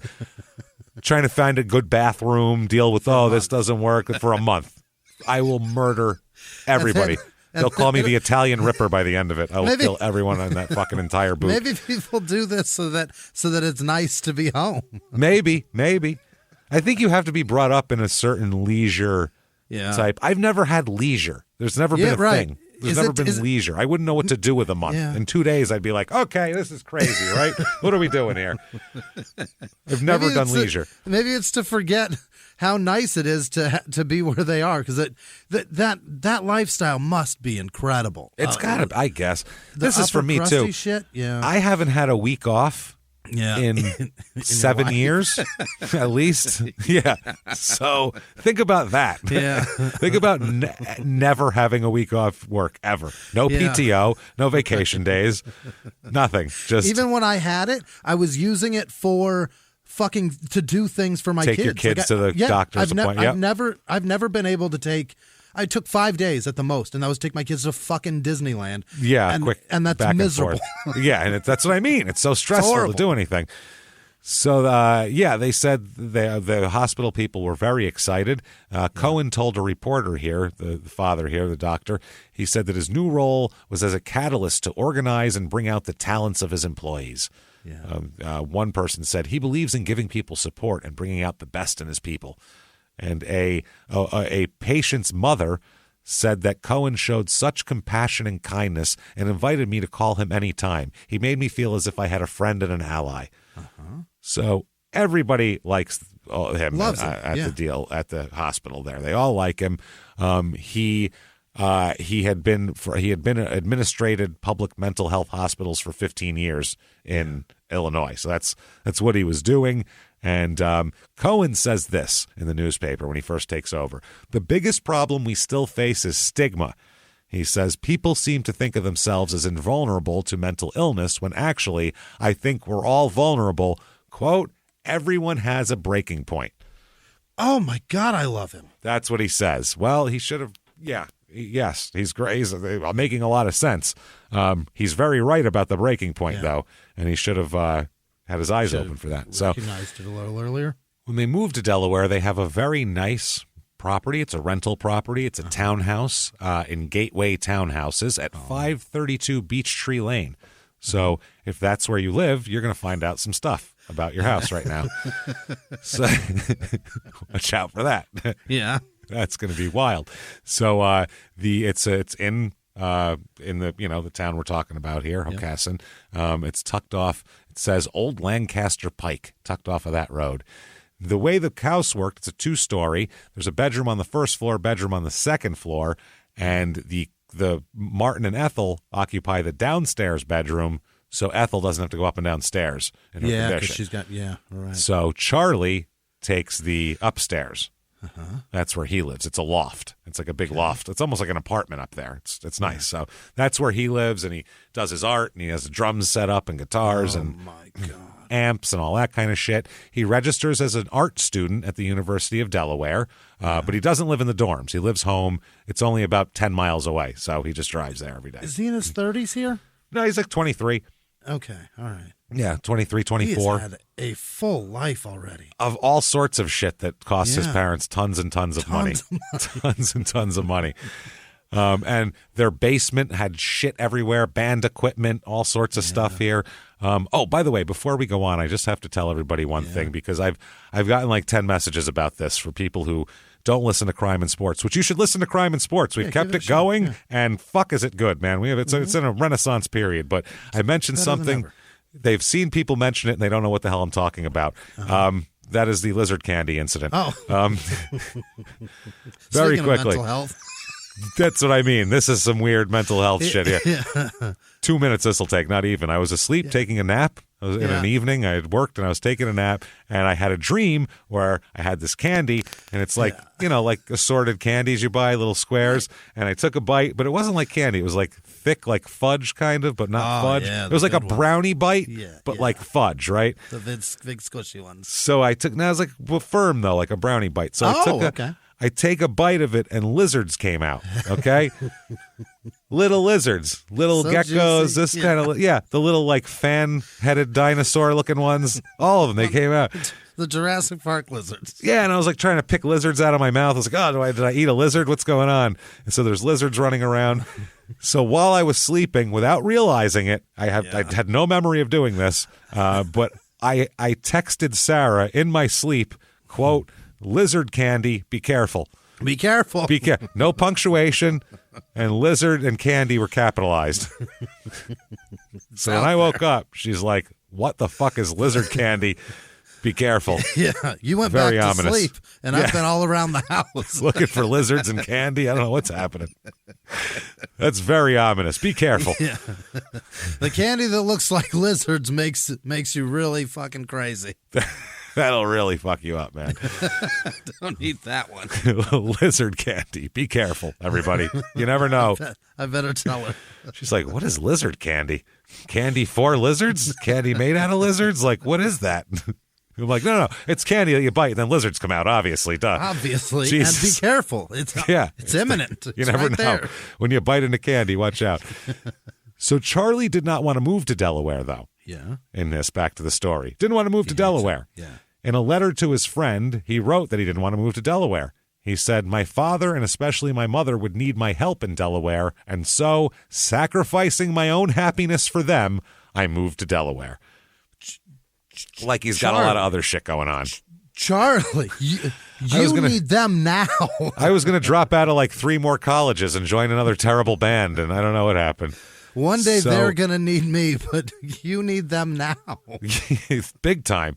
The summer of '88, he worked at a gas station in town in Delaware, but only for like a week or 2. It lasted about as long as the Marines, probably. Until they figured him out. He was probably sniffing, just huffing gas. He gets in touch with, when he first gets there, a local production company seeking to market tapes of Bourbon and Clorox. Yeah. He's got tapes, and he's like, maybe I can make something happen here. Can you sell this? Yeah, he said that he had a tape that was recorded when they played live at a fraternity party at Knox College in Galesburg. Because that's what everybody wants, your live version. At a frat party, too. Not Right. not like at Madison Square Garden or something where the fans are singing back to you and stuff. No, Yeah. a frat party. And even those guys don't sell that until it's like their 12th album. Then it's like, ooh, it's rare. Your debut Otherwise- shit they don't want. In between songs, you don't want to hear somebody just from the background go, stop fingering me. Like, that's not what you want. Get your finger out of me is not what you want to hear. The beers are $11? $11? $11 for for the cup? Okay. He was very proud that the tape was made on Good Friday, 1988. And he is listed as the singer and designer of the band's logo, which is a large bird holding a bottle of bourbon in one talon and obviously a bottle of Clorox in the other. So that's how he does. He plays. So once he's in Delaware, though, he starts playing drums and guitar, not at the same time, obviously. Right. With a band that he's trying to put together in Delaware of much younger kids. Oh. He's like the Mick Mars of the group, where they're like, how old are you? What's going on? Your spine's fucked up. The fuck, you're already all scoliosis. What's happening, bro? I'm so Not happy that to an see age him getting matters, some but rest. finally, good Yeah. for him. So he talked about wanting to start his own band, and he did. And the name of this band, we get 2 band names in this episode, which is phenomenal. Bourbon, Clorox, and? John Hinckley's Kids. Not bad. John Hinckley, if you don't know, is the guy who shot Ronald Reagan, president at the time, in 1981. So To impress a girl. John Hinckley was never going to be impressed by that. He would have needed to take a trip to the doctor to impress that girl, put it that way. That is the greatest thing that's ever happened. Greatest Barking up the celebrity- wrong tree, Chief. You don't know what we're talking about. He did, if you're very young, he did this to impress Jodie Foster, who couldn't hate penis more. Couldn't despise this guy's dick More. And he tried to assassinate a president for that. For her. Not for that. For her. But for a relationship that was clearly never going to happen is what I'm getting. Oh, it's so good. Man, it's amazing. It is one of the funnier things in the world. Imagine being the guy who got to tell him that. Dude, I would have loved to rock, see his paper, fucking scissors, face. totally. I get to tell him. No, fuck that. I'm telling him. I heard it first. I'm telling him. I am telling him. Rock, fine. Hey, rock, paper, John, scissors. come here. Shit. Shit. How does that beat rock? I don't get it. So. So good. Yeah, Charlie borrows money from his parents to buy a guitar, amps, and a microphone. Yeah. So you can just put together this type of shit. And when you have teenagers, if you're the guy who can buy all that stuff, they'll play with you. And they love you. Oh, yeah. He practiced all summer playing in his parents' home. The Coens have to put up with that. His parents didn't mind. Really? One of his bandmates said, I guess they were just glad to see he was doing something he wanted to do. Well, I mean, they're so probably supportive. They're just desperate for him to be successful or at least take care of himself on any something. time. Do something. Anything. No shit. His one friend said he was a real down-to-earth guy. They said, though, by the end of August, he started being weird, by the end of August 88. Okay. So his whole Illinois transformation that took years, he crams it into like a 4-month period in Delaware. It's just strange. His friend said, quote, he rejected everything. I have a positive outlook, and he had adopted it, but he rejected it. Things suddenly didn't seem as positive to him. Well, he's a loser, and they shouldn't seem positive to him. He's a 24-year-old kid with no future and no anything going for him, and living in his fucking parents' house with no girlfriend and no. Of course he's been through a lot. He's been through some stuff here. So he said that things didn't seem as positive. He also said that at the end of the summer, he was visiting Charles Cohen at his house, and he said, Charles gave me this weird look. He went upstairs and just told me to leave. Oh. He was like, you got to go. Oh, okay, sure. Yeah. I guess I'm going now, which is a strange thing to do. Also, at the University of Delaware, he's taking art classes, and the teachers were, quote unquote, a little disturbed by his drawings, which I think is they're drawings. Very sane people make very weird shit sometimes, so that's fine. One drawing, and I'll post this on social media as one of the pictures because I have it. It was a coat rack, and on it are two hangers, which one hanger has the head of a man and one hanger has the head of a woman, just hanging off. Yeah, he's given a C for that. Oh. He's given a C, and a note on the back from the teacher said, quote, proportion, ? Then said, proportion off, quality of life doesn't say much, not much attention given to third dimension. So not really judging his, what it is, its weirdness, but more judging it as artistic things here, which makes sense. They said a sketchbook that he had a lot of doodles here with lots of just weird shit, people being shot in the head that he drew.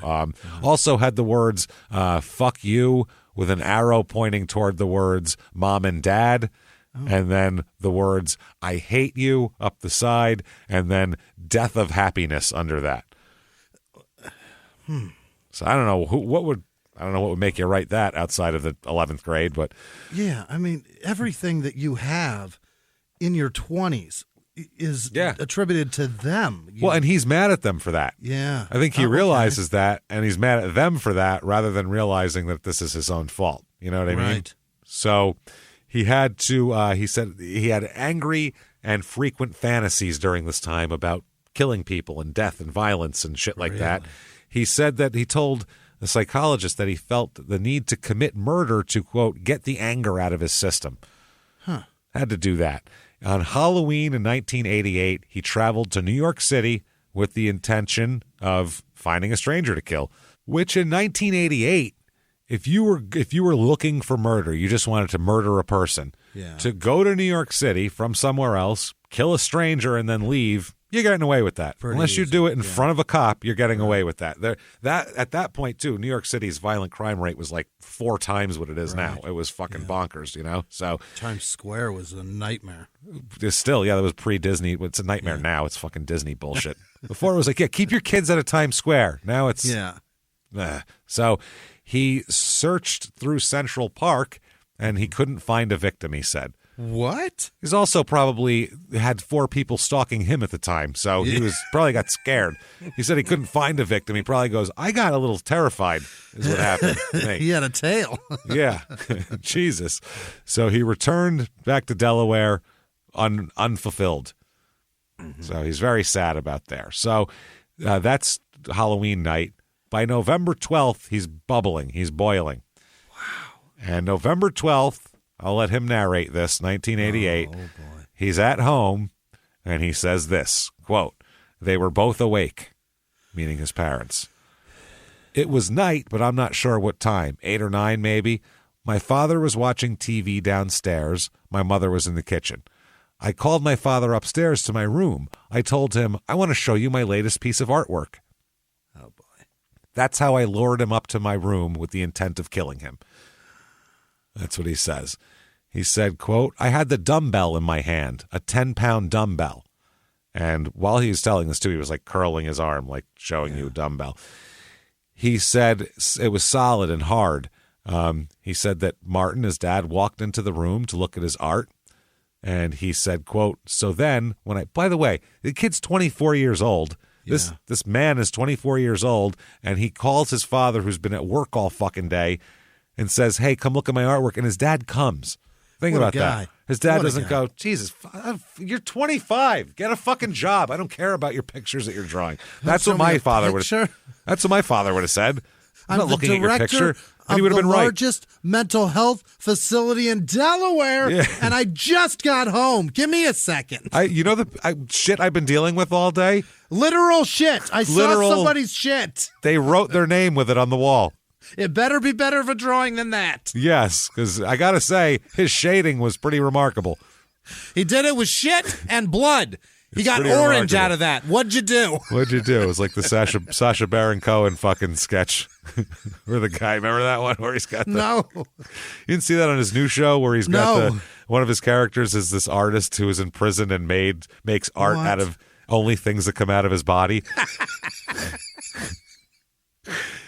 So he sits down with these this hoity-toity art lady, and he's like, I made this from me own shit. And he's like, and the lady's like, oh, wow, yeah, no, it's remarkable. He's like, you want to smell it? And she's like, and he says, I made it with this one. I painted it with the pubes of people I respect. And he had I have artists who I respect cut their pubes, and I put that on the brush, and I make a pube brush. And he goes, would it be out of line to ask you? And she's like, absolutely not. And this lady went in the fucking bathroom, cut off some pubes, and gave them to this man. It's like, wow. She wants to participate. That's God damn it. Would you do it? I would do it. Sure, why not? Whatever, dude. By the way, I have to say this. That reminds me of the show we were watching with Sarah there. Watching with her the First Dates, I think it's called. Some English show where they fucking have first dates, and you're just a voyeur on the whole thing.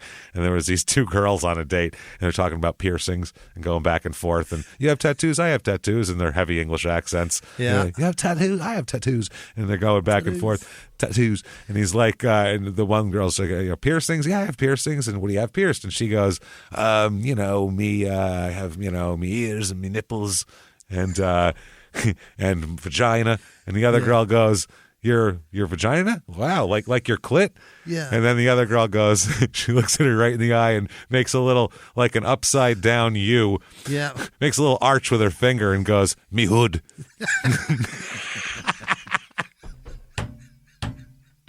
The way she says it is the greatest thing in the world. Yeah. Me hood. And draws it. Real surly like. If she didn't draw it, that would have been the best. And me hood. She got real cockney with it. Me hood. She wasn't talking like that before. Fuck, that's funny. So anyway, this he said that he had the dumbbell. It's in his hand. Just try to give some levity here. Yeah. And it was heavy, solid, and hard. So his father's looking at his artwork, and he says, so then, when I had him looking, he had his back to me. I struck him repeatedly. Oh, God.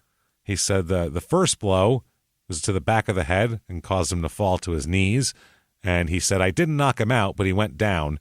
And then he said, quote, I repeatedly hit him as he tried to stop me. And I kept hitting him, bludgeoning him until he was unconscious.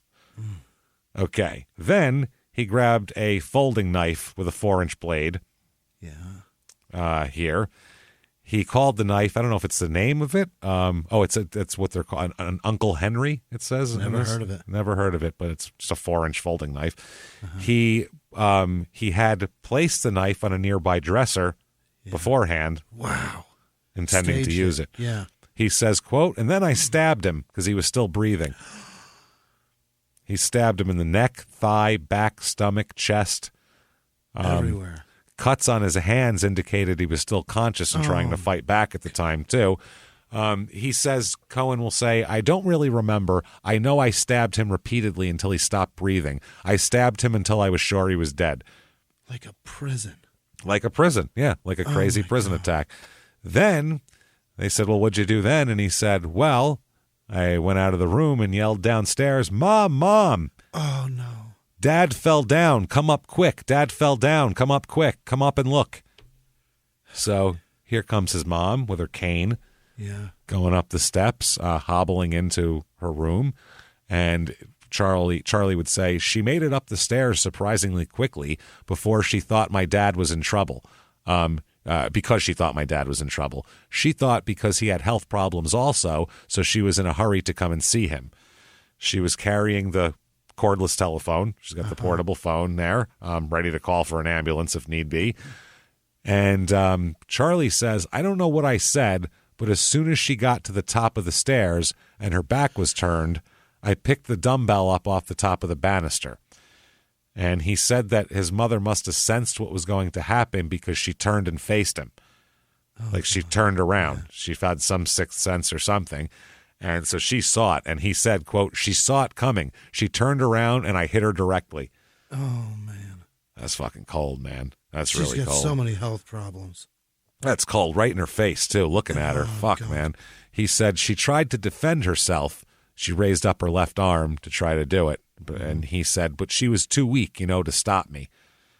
And he said, then I just bludgeoned her. I mean, it didn't take as many strikes to kill her because she was, frail. Although she was a big woman, she was frail. And, yeah. So he said, though, he wanted to make sure his mother was dead, obviously. Oh, my God. He said that's why he grabbed the knife again. And he said, I stabbed her, too. Not as much as I had stabbed my father, then because she died more quickly. Yeah. So, holy shit.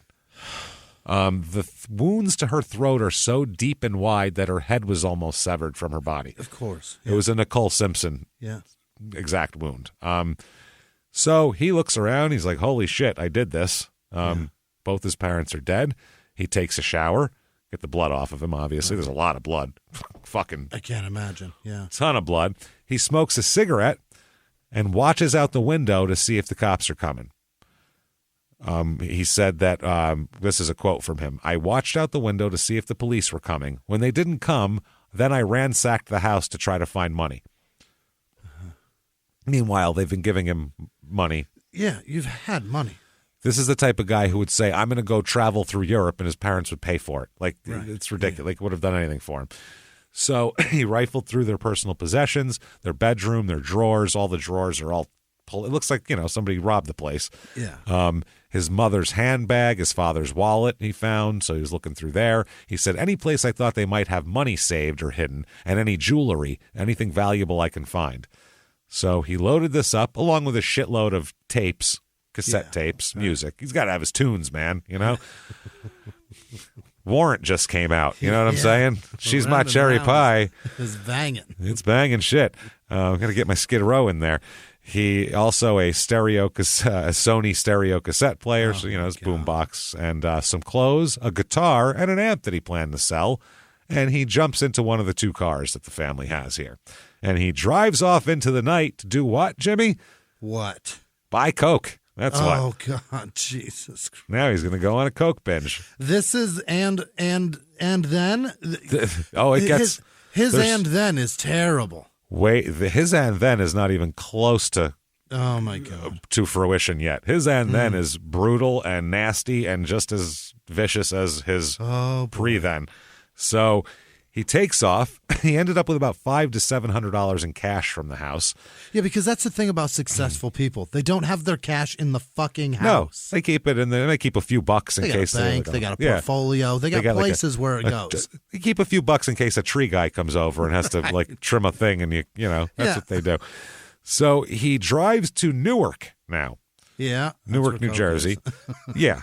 To the apartment of a coke dealer he knew. Yeah. It's in Newark. But the guy didn't have enough coke for him. Charlie wanted a lot. Charlie said, I showed him the money and said, look, I want a lot. Oh, boy. I'm looking for a lot. So around midnight, they drove to Chester, Pennsylvania, which is about 25 miles away from home in Delaware there.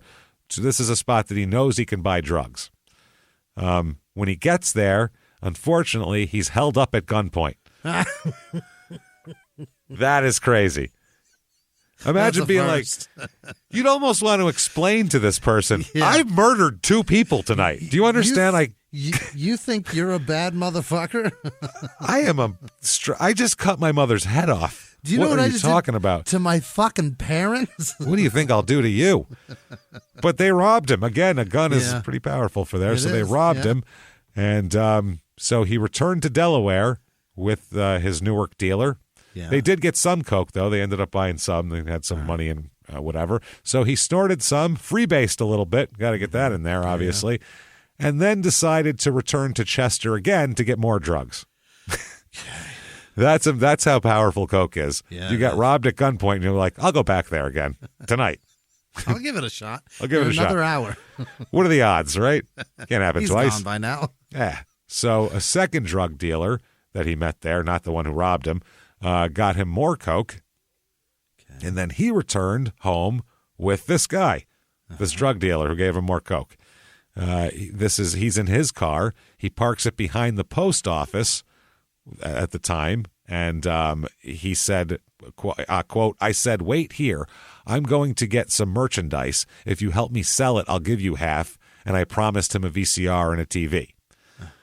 So Charlie goes back into his family's house, and he goes through the screen door in the back, and he snorts a bunch of coke off the kitchen table while his parents are dead upstairs. He also decided he asked the dealer to help him sell one of the family cars instead of the TV and VCR. Okay. He said, quote, I decided that I could trust this guy to sell the Nissan for me and get big money off of so that I could go on the lam and run away from the scene of the crime. Jesus Christ. Terrible plan. He's going to sell a Stanza, and he's going to be fine? Yeah, here's my Sentra. What can you get me? So, a coke dealer. Yeah. He said he went into the house. He was nervous, but the way he puts it, quote, but cocaine as a way of relieving tension. So I did more cocaine and tried to get myself numb to the fact of, of what I had done and tried to get more things. Dude, when the director doesn't show up, there's going to be questions. There's going to be, where is he? Yeah, we're going to need to, he's probably got papers to sign, things to do. Yeah, he's got stuff to do. So he went upstairs and looked at the bodies. He said, I just looked at what I'd done quickly. Just wanted to give it a once over. Then he got into the family Nissan, drove it back to the drug dealer at the post office, who was still there with the other family car, which was an 83 Ford LTD that Charlie usually drove. So he told the dealer to drive the Nissan while he followed in the LTD. But the dealer ended up leaving him at a light and drove away fast and stole the car from him. Who can you trust? You can't trust anybody in this world. Murderers and thieves and Jesus Christ, I'm having a hell of a night. He is. You can't trust your drug dealer. So he sat in the LTD and realized he didn't have his parents' credit cards or ATM cards. They were in the Stanza. No, I think they were in the house still. He said, I wasn't that smart. I didn't think along those lines.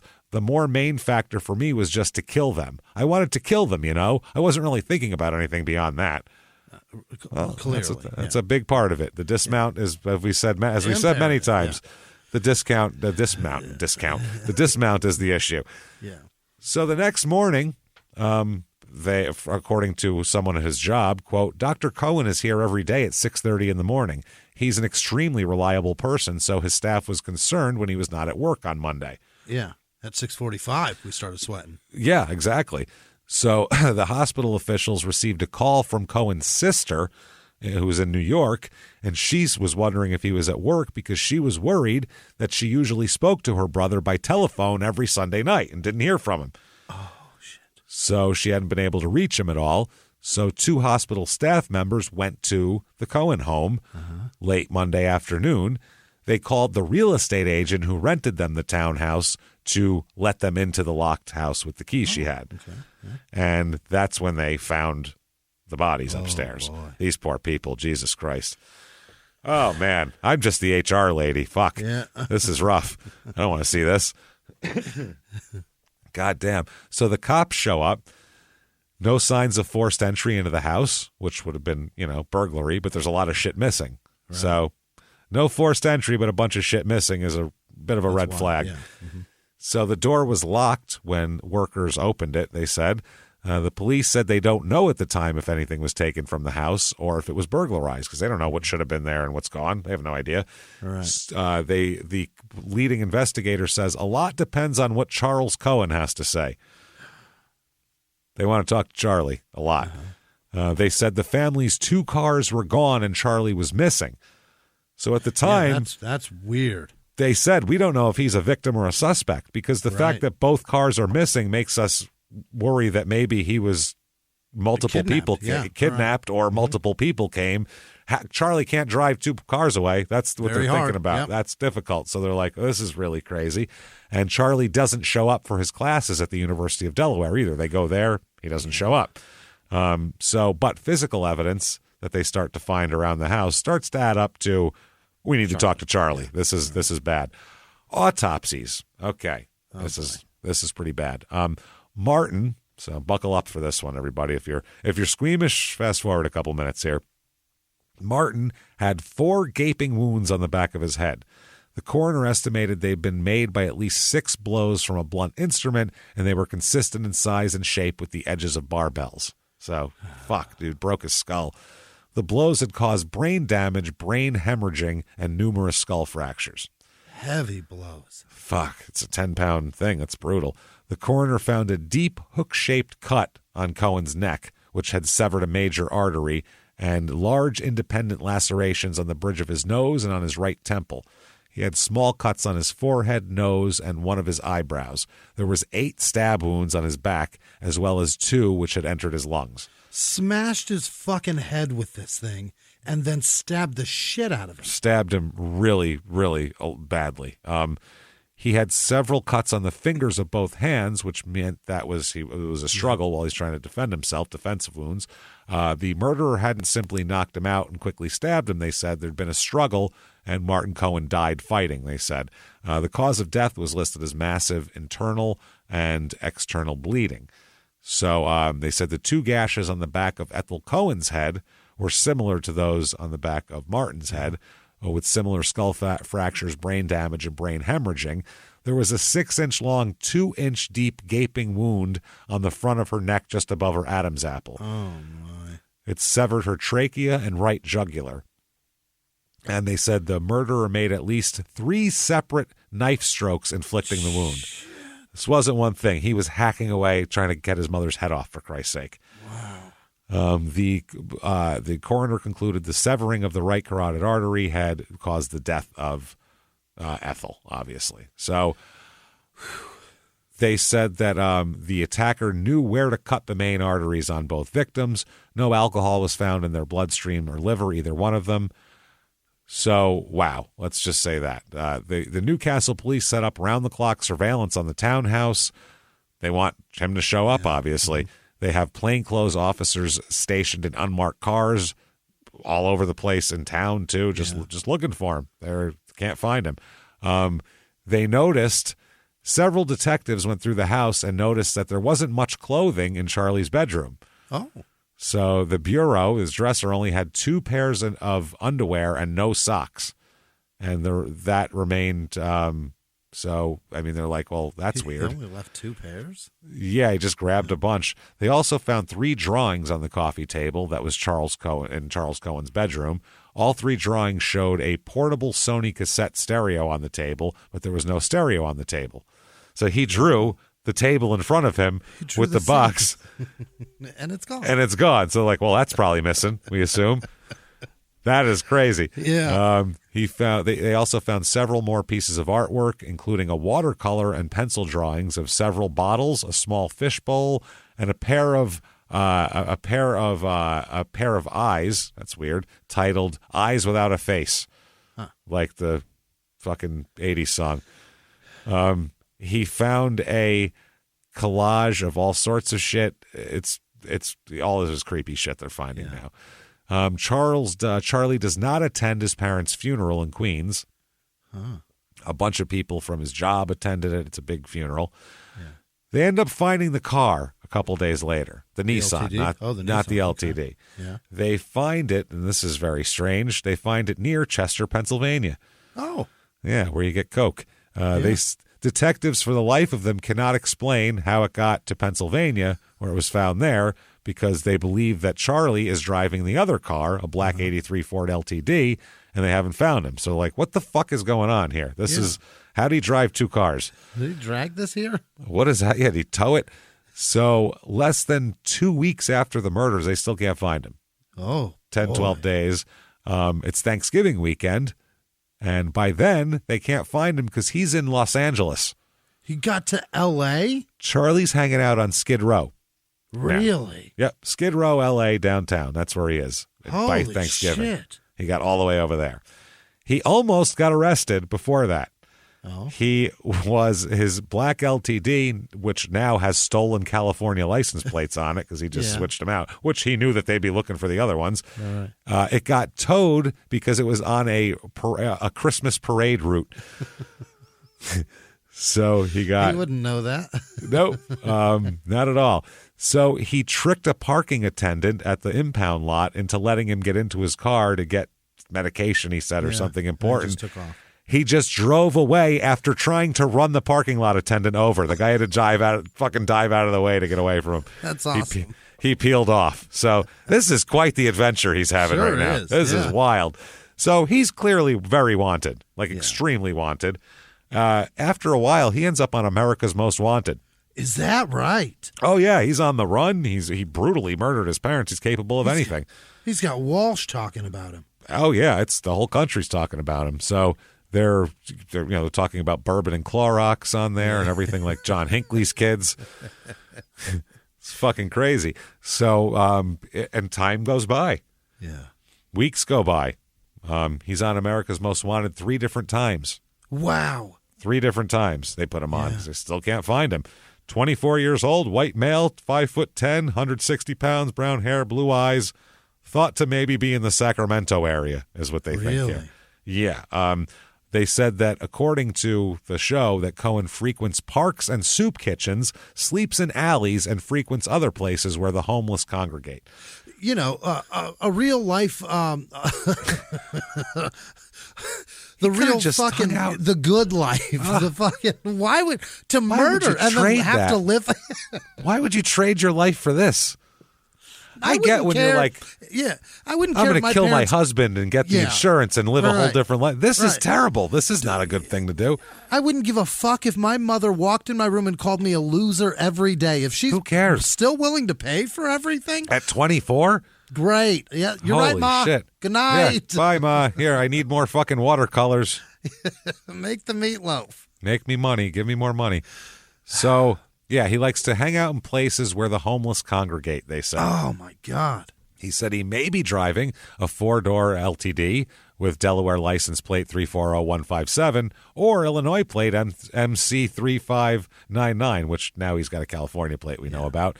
But they said before that it used to have a stolen plate of this plate. They have a secret witness program offering a $2,500 reward for information leading to the arrest, which doesn't seem like a lot.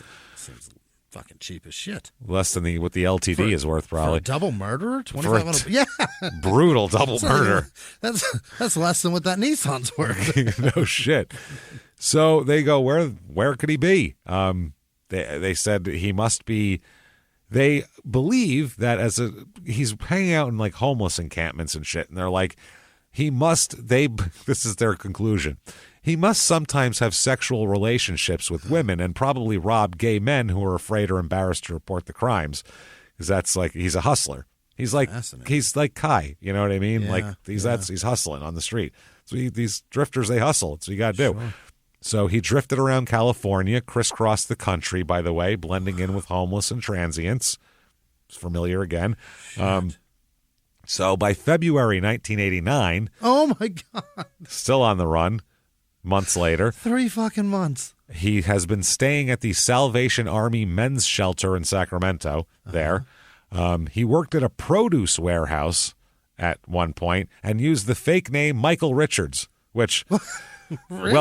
well before Seinfeld. Well, actually, it's right when Seinfeld debuted that year, but he didn't know Kramer was a good character yet, which is funny as hell. Michael Richards. Michael Richards. You're going to want to drop that one pretty soon. Yeah, he's like, shit, damn it.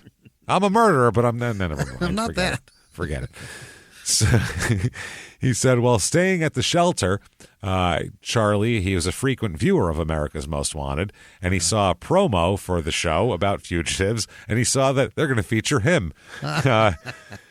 Somebody God, I love this show. Now I hate it. Shit, this show's terrible. Somebody said, quote, they were going to profile a punk rock drummer who killed his parents, and I presumed that, he said it, and I presumed that was me, so I left and went to San Francisco. Probably not another one of those floating around. Hold on. He went from Sacramento. I'm going to run from here to a fucking sprawling metropolis. We'll go there, blend in a little more. Eyes.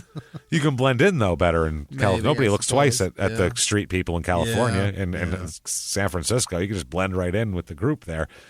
Calling all dog owners. Your furry friend deserves top-notch nourishment. And Ollie delivers the clean, fresh nutrition your dog needs in 5 flavors they'll absolutely flip over. Ollie is made in U.S. kitchens with ingredients carefully sourced from trusted growers and producers around the world, with absolutely no harmful fillers or preservatives. With protein-first recipes like fresh beef with sweet potatoes, fresh turkey with blueberries, or fresh lamb with cranberries, you might start thinking, dang, my dog eats better than I do. And that's probably true when it comes to Ollie. Give your pup a fresh start this new year by letting them taste test a personalized meal plan with Ollie. Head to ollie.com/Wondery. Tell them all about your dog and use code WONDERY to get 60% off your first box of meals when you subscribe today. Plus, they offer a clean bowl guarantee on the first box. So if you're not completely satisfied, you'll get your money back. That's OLLIE.com/Wondery and enter code WONDERY to get 60% off your first box. Start your dog's new year off right with Ollie.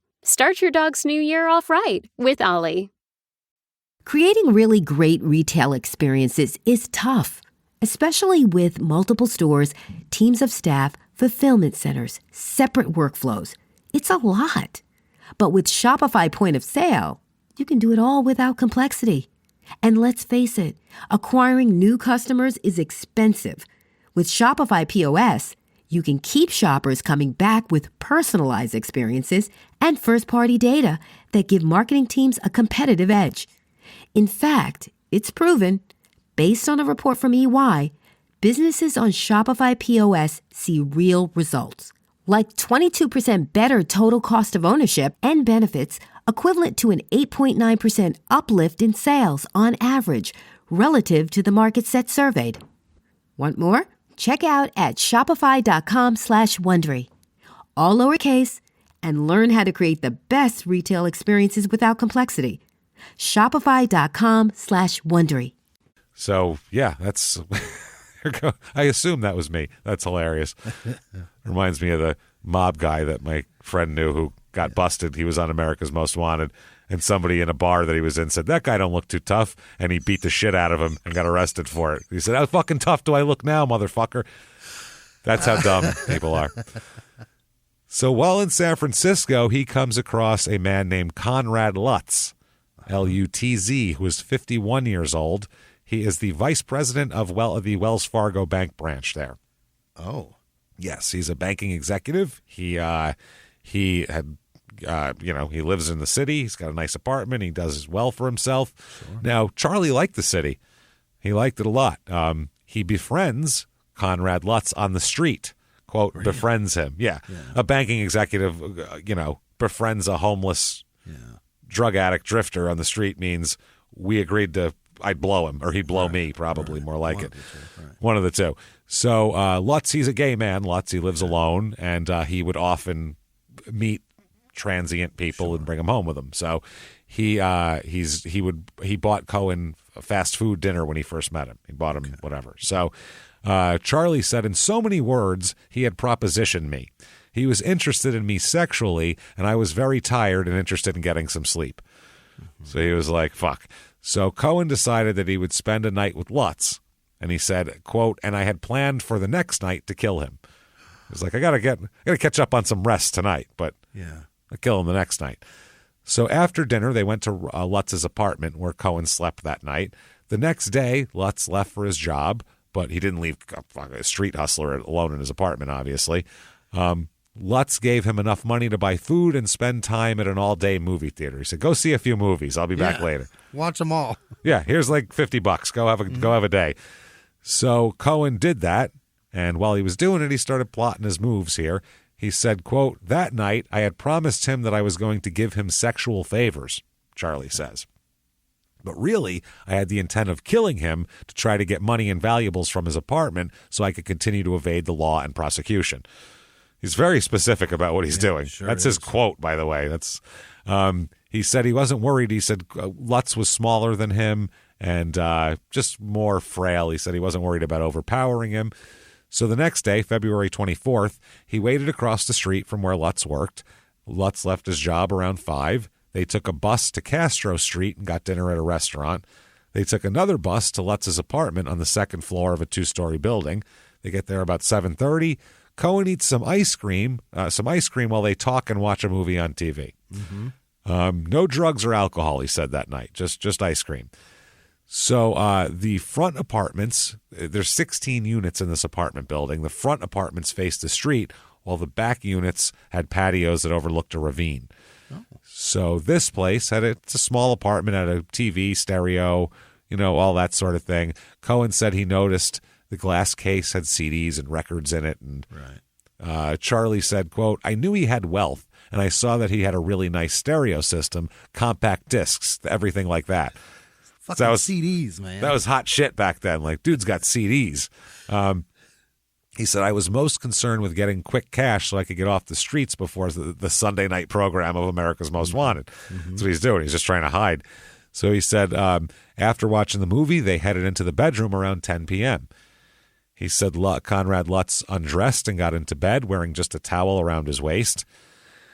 Charlie said he kept his jeans on and socks on, but he couldn't recall if he was wearing a shirt or not. Uh-huh. You weren't wearing a shirt, Charlie. Come on. I'll tell you. He said, quote, I told him that I was going to give him a good massage, and then I said I was going to take care of him. Okay. I gave him a massage. He was very relaxed. I told him to turn over and close his eyes and that I had a surprise for him. Oh, God. Yes. So he said, wait 1 minute. And his surprise is he got up and grabbed a 4.5-inch steel dagger. It's a dagger, not even a folding knife, that he had hidden in the living room. Uh-huh. He said he got the knife when he lived in the Sacramento shelter for protection. So Lutz is on the bed, and Charlie says, quote, when he closed his eyes, I stabbed him in the heart. Oh, my God. He said that Lutz immediately tried to fight and jumped out of the bed, and Charlie said, quote, I continued to try to stab him. He said they fought out of the bedroom and fought to within 5 to 6 feet from the front door. Where this man is just spilling blood. Spilling blood, but fighting for his life. Yeah. There's an alarm on the wall by the door. That's what Lutz is trying to get to, because there's an emergency button you can push, and people will come. But Cohen, too strong for him. Charlie says, I pushed him back and continued stabbing him. When he finally, body went limp, he said that's when he knew he was gone.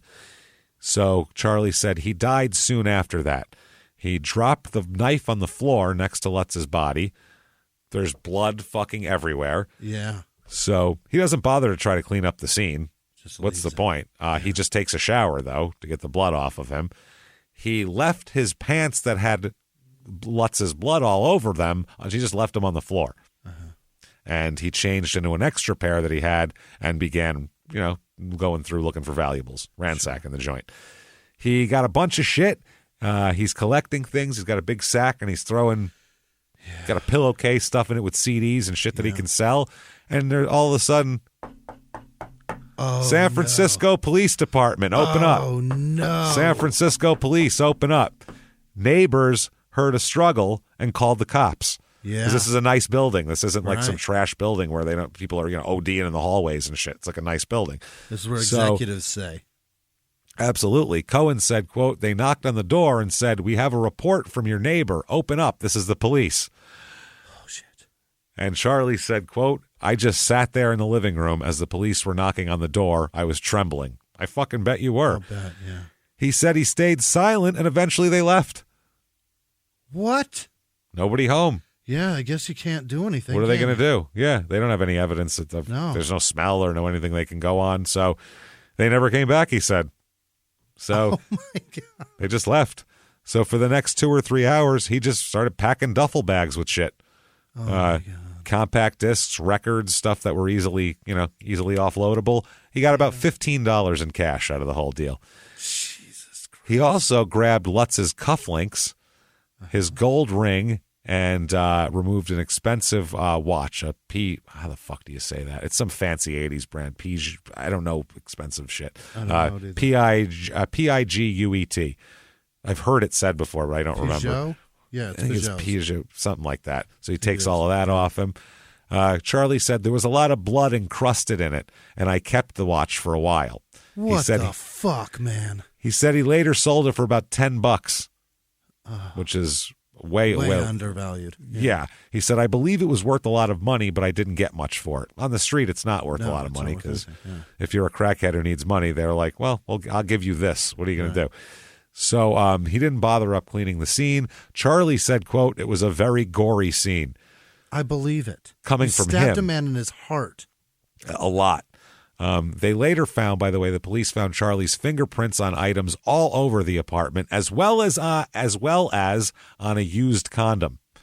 So he left out the part where they had some sexual contact. Right. A condom was used and he touched it. So that he touched, right. There's he left a lot out of there. So Cohen calls a taxi and he leaves. Okay. He goes to downtown San Francisco. There's an all-night burger restaurant, and he drinks coffee and spends the rest of the night and early morning walking the city streets. Mm-hmm. Next day, he goes to Cal Berkeley, the college there, goes to Berkeley, and sells most of all the classical blues and jazz and opera shit that he's got from Lutz. Mm-hmm. Sells it all, because there's always record shops and places you can sell shit to near colleges.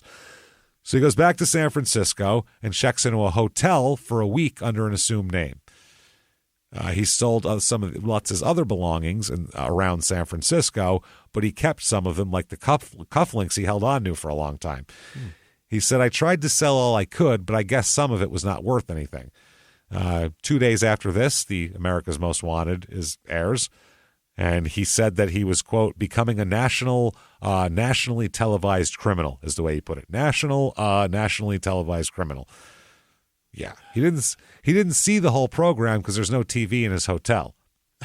It's a nice place. That's a great hotel. He said, although I did have money at that time, I was too restless to go find a TV. I just kind of walked around. I looked for a TV in different bars, but nobody was playing it. And so I happened to catch a piece of it on just a little black and white television in a deli. I knew it was me, definitely then, because they were mentioning different bands, DOA and REM, that I liked. Like, he may be listening to this music. He's a fan of this shit. It's hilarious that he's like, I didn't find a place that had it on. It's kind of hard as the star of this program to be sitting in a bar and going, you got the new America's Most Wanted on? Can you put Fox on for me? It's, America's Most. I would like to.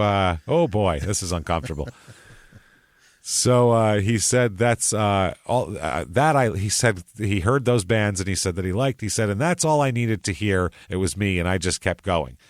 He had Lutz's checks and credit cards as well as a bank card.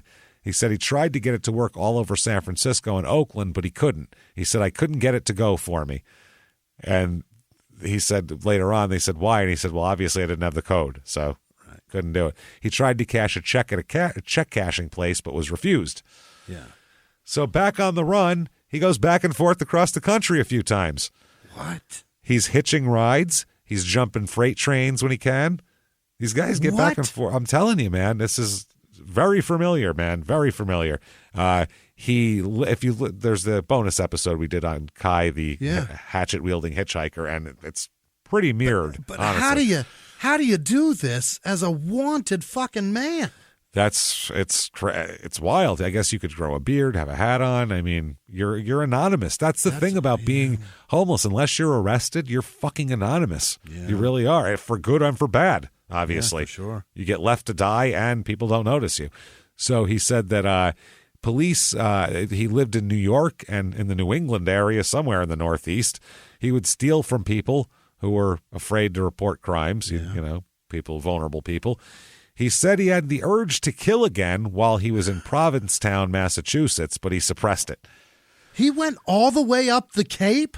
Yeah. No, this guy is going everywhere. That's the top of the Cape. Yep. Holy shit. How wild is that, dude?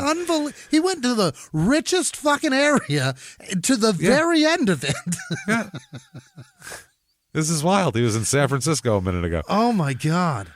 So February of 1990. Yeah. This is a year and a half later almost. Unbelievable. The second week of February, it's a little before Mardi Gras. So Cohen heads down to Louisiana. I really want to see that. He's just living quite the life, this guy. I've seen everything. I want to see Fat Tuesday. Dude, this is crazy. Unbelievable. He's living like a Bundy Dahmer lifestyle here. This is half Bundy, half Dahmer. Easter is a big deal to him. He loved that Good Friday shit. Oh, He's now going down to Mardi Gras for Mardi Gras Fat. He's got a big fucking ash cross on his forehead. He's ready to go. It's his favorite time of year. He said that he moved into an efficiency apartment. Now, an efficiency apartment in a shitty area in Louisiana meant no electricity. That's not efficiency. That's efficient. That's a closet. Very efficient. Very efficient. So efficient, you don't need electricity or anything. It's just a room. The area was known. It was known to be where drifters lived. Obviously, people who aren't drifting want electricity usually. Right. Things like that. He had a new friend he was living with, a guy named Greg Fitch, who was a 21-year-old, who worked for an organization that fought for the rights of the homeless. Oh. So he, kind of preyed on this guy's except this guy empathy, except for him. Now, neighbors said that they thought Charlie was, quote, conniving and creating the image of a nice guy so he could fit in, but they all thought he was a phony. He would panhandle for the homeless group, panhandle and give the money to them. And Cohen and Fitch would hang out and go bar hopping around the French Quarter trying to pick up women when they weren't helping the homeless. The fuck? We're either going to help the homeless or get some trim. What do you want to do today, huh? Homeless or trim? What do we got going here? I guess let's get some trim today. What do you say, pal? I'm feeling kind of, antsy. What do you think? I don't like this at all. It's fucking ridiculous. So they're picking up chicks. I can't believe it. This is ridiculous. At one place, Igor's Lounge and Game Room, which was a popular bar for locals on St. Charles Avenue, he took a liking to a bartender there. Yeah. That sounds terrifying. Her name is Goldie Palama is her name. She is. Goldie. Hey, Goldie. Goldie. She said, quote, I thought he was a psycho the first time I met him. She is fantastic. That's the thing about New Orleans. They can pick you. Well, the bartender's a good judge of character, too. Yeah. They see a ton of people. They see how they present themselves, and they see how they act, like watching them on TV. So. And a bartender in New Orleans knows a fucking psycho. They know scum when they see it. Yeah. They're like, most of this is scum, but that guy especially. She said he was one of those people who thought he could connive you with his good looks. Atta girl. She's like, I've been there before, pal. Been fucked over? Ain't happening. So April 2nd, 1990. Oh, my God. This is incredible. It's been a year and a half. 2 months now. he gets in a cab with a guy named Abed El Hakam Khalil. That's the guy's name. He's from Egypt. He's a former Egyptian Special Forces guy who's now a cab driver. Fuck. Okay. That's a bad man. It is. It absolutely is. So he hails the cab at 10:30 a.m. and on the edge of the French Quarter. He asked the driver to take him to Meditaire. How did we find out that was said? Spell it? Metairie. Yep. Metairie, I think is how someone said to say it. I don't fucking remember. It doesn't matter. I don't care. Shit. It doesn't the matter. only time it comes up in the show. All this research, people go, he pronounced it Meditaire wrong or Meditaire, whatever the fuck it is. I don't care. I have all the murder details. I know how many lacerations were in Dad's back. That's more important. Fuck Metairie or whatever the hell it is. So I'm sure it's Metaire or some French shit. So they pick him up, like I said, down there. Now, he's been, Khalil, the cab driver, he's been driving around New Orleans in a cab for about a year.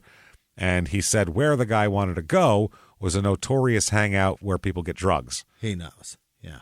He's done this ride before, I'm sure. He said he had a feeling that Charlie was on drugs when he picked him up. Okay. Khalil said he was hyper. I thought he was doing something. Cohen wanted to go to a museum in Veteran, which is a business and commercial district in Metairie or whatever it is.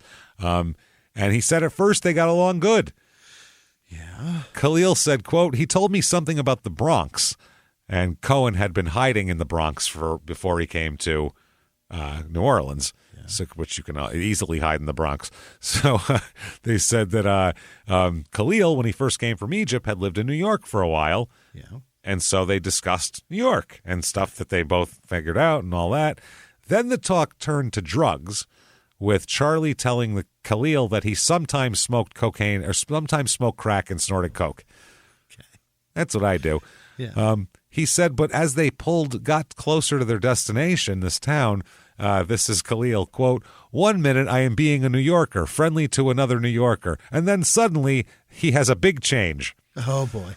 For no reason, he said he just turned angry, and he says, quote, he cursed. He insulted me as a man. He called my mother names and called me some names. What the fuck is happening in this episode? This is insane. This whole episode is fucking crazy. You had raised pizza? I had raised pizza. That's awesome. Your mother's a whore. Your mother is a filthy skank who gets fucking run trains on by camels. Like, that's what is happening. What did he do? This is bonkers, man. And then he called me some names. So as the cab slowed down, Charlie jumps out and takes off. Okay. He's going to blow the fare. Now, Khalil, Khalil said he's pissed. He's pissed off that he drove out here. He's pissed off he's had to deal with this asshole, and now he's owed $32 for a half-hour ride. He's like, and he called my mom a whore. I'm going to get it. He said normally he doesn't chase fare jumpers. Yeah. He just doesn't. He said he'll report it and that's that and whatever. But he said he doesn't chase him. He goes, but this fucking guy was calling his mother a skank and him names and his, my family. He said, fuck that. So he gets out of the car. He had served 5 years in the Egyptian army, and he'd been in an elite corps similar to the Egyptian equivalent to the Army's Green Berets, is what he was doing. So he's in good shape still, and he starts bounding after him. Yeah. He said that he found Cohen so offensive that, quote, I wasn't going to let him get away. You know what? I've had enough of your shit. I'm not going to tolerate it. So he chases him down the back streets. They're running over through people's lawns, backyards. They're jumping fences. It's like a silly action movie chase with some Egyptian guy. Come back, $32. He's like, fuck you. You're going to pay me. My mother's nicer than you think. This is insanity, man. So, Jesus Christ. As he's running away, Charlie approaches an 80-year-old woman named Hilda Sonderberg. Oh, God, Hilda. Who's in the front yard of her home working on her lawn. Uh-huh. She described Cohen coming up as she said he was, quote, a nice-looking fella. It is amazing to be handsome, by the way. That's incredible. You can be going, great. a nice-looking fella he is. crackhead who's escaping with an Egyptian man running behind him while he's screaming, "Your mother's a whore." What a nice looking fella. This milky pale man that's sweating. She thought he was there to read her meter. Yeah, that's how meter readers In a normally rush. run up. The electric company runs up out of breath, sweat pouring, no clipboard, no any kind of uniform or anything like that. And they usually have an Egyptian man following closely behind saying, "I kill you, $32. This is fucking crazy. I guess he charged him $32. Wow. Holy, he is overcharging there. People get upset about their electricity. So instead, Charlie grabs Hilda's arm. Yeah. And tries to force her inside of her home. She fell over because she's 80 and can't move that fast. Right. She fell over in the driveway, cutting her elbow, hurting her shoulder, too. Poor Hilda. Her daughter sees Cohen standing over Hilda, came out of the house. The daughter thought he was trying to help her up. Like, she must have fallen down, and this nice man walking by is helping this handsome son. You know what? I'm gonna pop my tits a little and then go out there and see what's going on. I'm gonna make sure that you get some cleavage going though, because this handsome son of a bitch is helping my mom. He could be the one. I'm just gonna say he could be the one. So she came out of the house. Cohen then grabbed her and tried to steal her car keys out of her hands. Holy shit! So at that point, her son-in-law. This woman's husband, right. Ronald Raubathan, he comes out of the house, sees Charlie try to punch his wife in the face. Oh. While, shoving his mother-in-law down into the driveway. This is bonkers. And he thought, wow, that's a real nice man. Wow, look at this good-looking fella. He's here to take the car and change the oil for us. Must be a real disagreement over the amount of electricity we've used. So he does this, and Cohen then...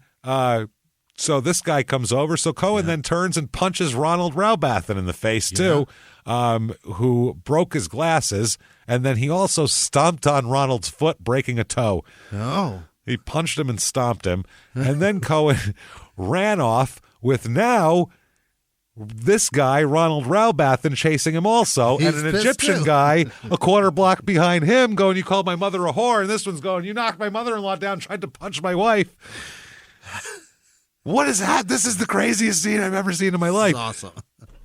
So it's at this point, Khalil, who had lost him and was looking for him around the neighborhood, Cohen turns a corner and bumps right into fucking Khalil, the angry cab driver, who's still looking for the fare. Khalil grabs Cohen in a headlock and grabs him by the hair so he can't get away. Cohen told Khalil that the police were looking for him and asked him for help. He's like, "Help me, the cops are looking for me." No, so not after what you said about my mom. Khalil goes, "Okay, hop in." So gets him in the cab. They pull away. The first cop car that comes by, Khalil stops the car, jumps out, waves him down, and goes, "He's in here. He's in here." Because they had people from the neighborhood had called the cops from the fucking melee that was going on in the front yard. So cops were everywhere looking for him. Wow. Drug dealers, cab drivers. This is absolute insanity. The cab was following. How crazy is this shit? Wow. So, unbelievable. Khalil said, quote, "I fought with him. He was strong, but I won. I took him by the hair, and the guy asked me to let him go." That sounds gentle. I took him by the hair. You'd say I took someone by the hand, you know? Yeah. I said, "Now you ask me for a favor?" That's what he said. And that's the exact quote. "Now you ask me for a favor." I said, "Okay, I'll get you out of here." And I told him to get in the back of the cab and hide. Then I started driving, hoping a cop come along. Yep. He said, if not, Khalil was going to just drive to the police station and park outside and be like, "What's up, bitch?" So, but there was cops everywhere. He saw the cops. He ran over and I said, "Hey, I got the guy hiding in the back of my car." Yeah. So that was that. So May 24th, 1990, that's when he's arrested, obviously. And he is taken into court. No, he's arrested on the 2nd. He's finally taken to court on May 24th after his original arrangement. He said his name is James McDowell. Yeah. And he has no identification, no money, and the only thing he has in his entire possession, he has 2 shoelaces. That's all he has in his possession. 2 shoelaces. Those are an escape route is what those are. Wow.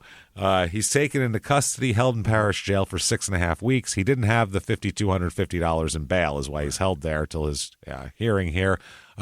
In jail, he befriended prisoners with the Christian and Pentecostal beliefs and started saying he was a Christian then. Okay.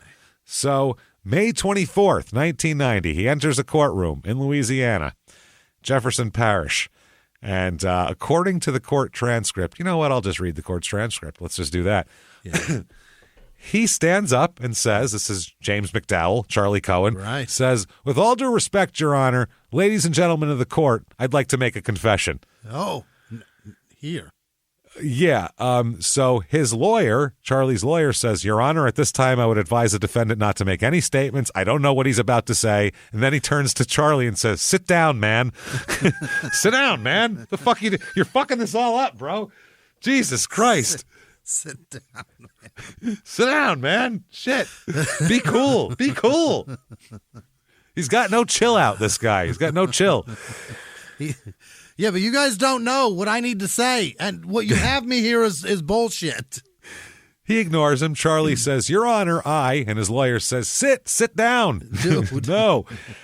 Then Charlie says, no, sir. Excuse me. I'd like to make. And then the lawyer says, looks at the judge and he goes, he's been advised, Your Honor. Like, it's out of my fucking hands now. I tried. You saw me try, right? You know what I did.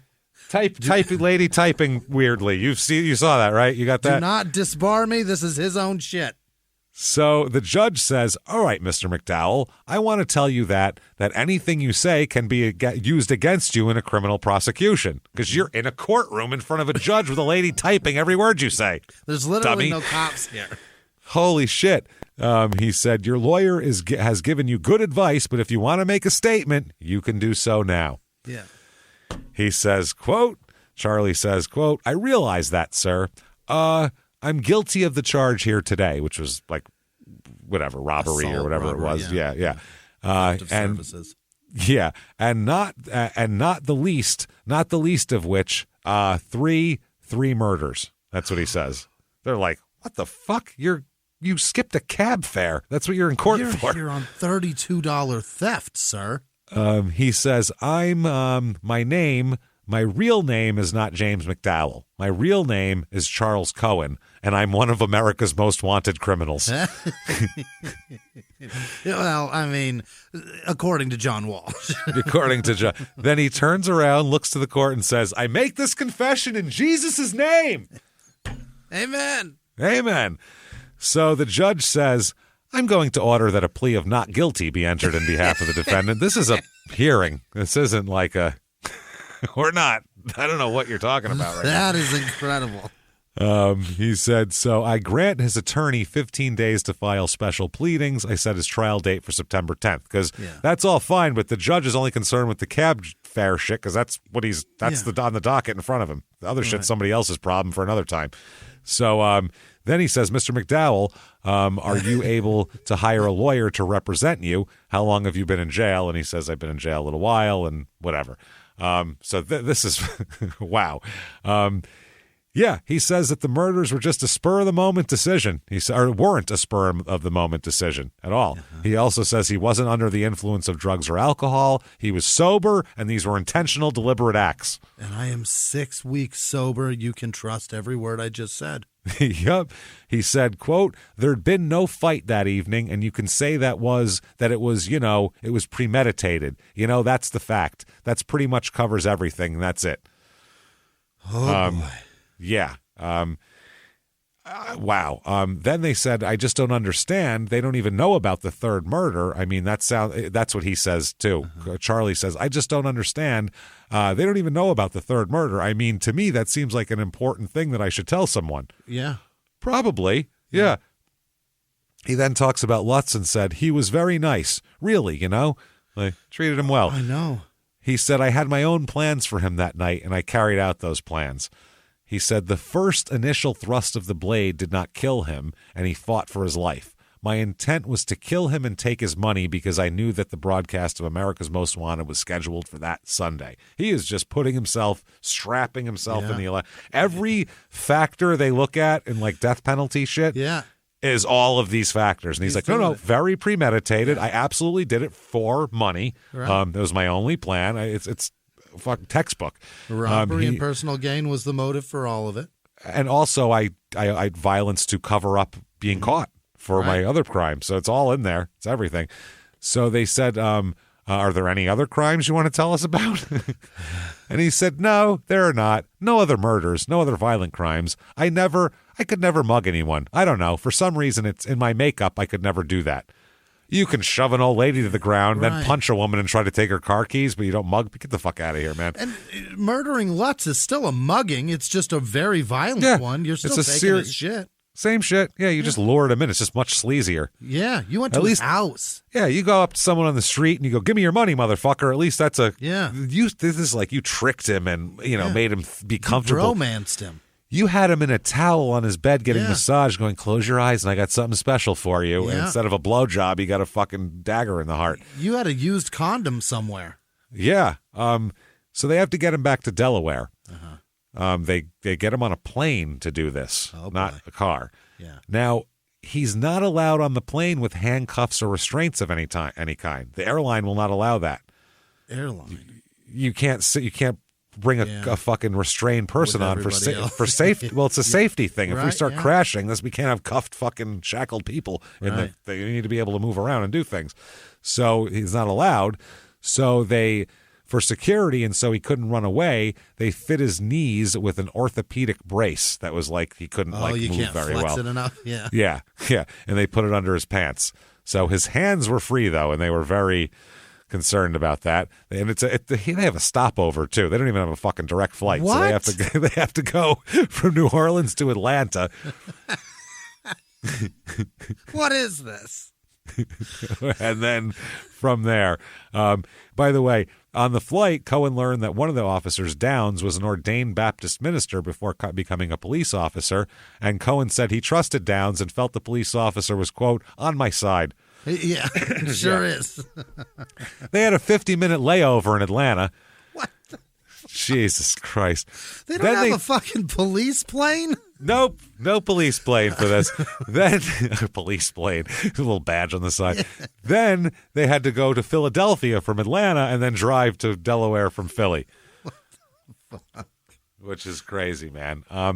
He would later talk about his he was having morbid and sadistic fantasies and a sense that his parents had shattered his life and caused him to kill them. He said, quote, I think I still had guilt feelings of pain for what I had done. I still have it. I'll always have it. He also wrote that his parents had gotten to him, and he said it was a kill or be killed philosophical situation. They were killing me with rules or money or control. Well, get a job, and then guess what? You do whatever you want. You're 24 years old. Enjoy. Every feeling you're feeling is your fault. All your fault, Chief. So, yeah, they're wondering, will he talk more now? Because he didn't talk in New Orleans. He burst out in court, and then he said he wasn't going to talk until he got back to Delaware. Okay. So they're like, okay, what's the deal here? So what they do is they get him in there, and this is fucking crazy. He talks about, they said, after today, basically you go to jail and we never talk to you, is what the detective said. Yeah. That's what we tried to tell you before. So if you want to talk, today is the only day you can do it. Right. So he says, and they said, if you, as far as formal interrogation, you said on the thing about your story and all that kind of stuff, that sentence means nothing. That is verbal diarrhea. Believe it or not, the whole thing is not like you would picture it. You would think, I'd imagine, if you're on the outside, you would think that they would, jump up and down. And they said, or, announce that now is the formal interrogation, but we don't do that. And he said, yeah. And then Cohen says, yeah, you guys are being cool, Guys are like mad chill right now. You guys are real cool cats. Totally chill. He said, I don't even understand, exactly, I mean, what I want to do is, from what I understand, this is exact quotes, by the way. This isn't me stammering. From what I understand, they don't even know about the third murder. I mean, that seems important, and I should tell someone. He said it again. He said, I mean, this is just something that, and the cop says, right here. And Cohen says, right here. And the cop says, yeah, right here you can talk about that. Yeah. You can talk about anything here. Yeah, you kill anybody, we'll talk about it. So they said, then the cop says, if you want to know, and Cohen interrupts him and says, can I eat this first? And he's basically saying, I'll eat my lunch and then I'll talk to you. Right. Yeah. They got him a bunch of Kentucky Fried Chicken, like a meal. Really? And there is video footage you can see because I watched him eat the entire meal. You can watch him eat it. It took him a half hour to eat the meal. It was real deliberate. He's taking his mashed potatoes and eating them and grabbing his chicken. He's very, very deliberate. Was it pieces of chicken or were they chicken littles? Remember those? That was a big deal. It was a pieces. It was like a 3-piece, and a biscuit and some mashed potatoes and all that. And they said it was, quote, agonizing watching him eat through the two-way glass for a half hour. They're like, skin off. Well, he just said he wants to tell us about 3 murders, and now what if he gets done and goes, never mind, I don't feel like it. Right. Now we're fucked. Like, fuck, we were right there. They're edging him. He's edging these cops hard. So he said, they said, well, what we do, is if you decide you want to talk to us, we'll take a tape recording. That protects us, protects you. And we'll have, fill out a rights form and all that kind of junk, and then we can sit down and talk about it. Totally up to you. Yeah. But like you said, you thought it would be a good idea to clear the other one up. And he says, yeah. So they talk about it. Then the cop goes, I think that's an outstanding idea. Because like I told you, there's a lot of heartache that goes around. And Cohen says, I know that's. And they said, we would like to straighten that out. And Cohen says, there's a lot of things that need to be straightened out. So Cohen says, let me, if you want to get that stuff together, I just want to eat and then I want to confess. Okay. They said, we'll give you a couple of minutes, all right? And they said, eat your chicken. And then the other cop says, all right, I'll fill out the rest of this stuff out here. Essentially, you just want to be alone for a minute. Do you want us to stay or be alone? And Cohen said, I want to be alone. And they said, okay. They leave the room at 2:28 p.m. It shows him eating his lunch. They come back, 15 minutes later, and Cohen's right as he's finishing eating, and Cohen says, right on time, like they weren't watching him through a fucking window. We know, bud. And Downs is the one detective. He says, last bite of biscuit. And Cohen says, yep, last bite of biscuit. And Ruth's the other detective. He said, well, you got to have a cigarette. And Cohen said, okay. And then they said, only talk with a cigarette. Okay, talk with a cigarette, they said. So have a cigarette and we'll chat. And Cohen said, probably going to need it, maybe going to need it. And so then they gave him the Miranda warnings. And he said, yes, I understand. And they went through all the shit. You want to make a statement? And he said, yeah. Cohen said, can I ask you a question just straight up like? Yeah. Sure, is the answer. Tell us, Paul Abdul. Yeah. They said, what's your question? He said, my question is, what would you guys recommend I do in terms of a defender, a lawyer? Would you recommend what would be in my best interest at this point? I just want your personal opinion. Damn it. So the cop says, we're here to collect the facts, okay? We're interested in you. You a few minutes ago brought up the third murder. Okay, which I have no idea what you're talking about. I'm interested in that. Yeah, I bet you would be as a homicide detective. He did not answer the question. I'm just interested in murder stuff, Yeah.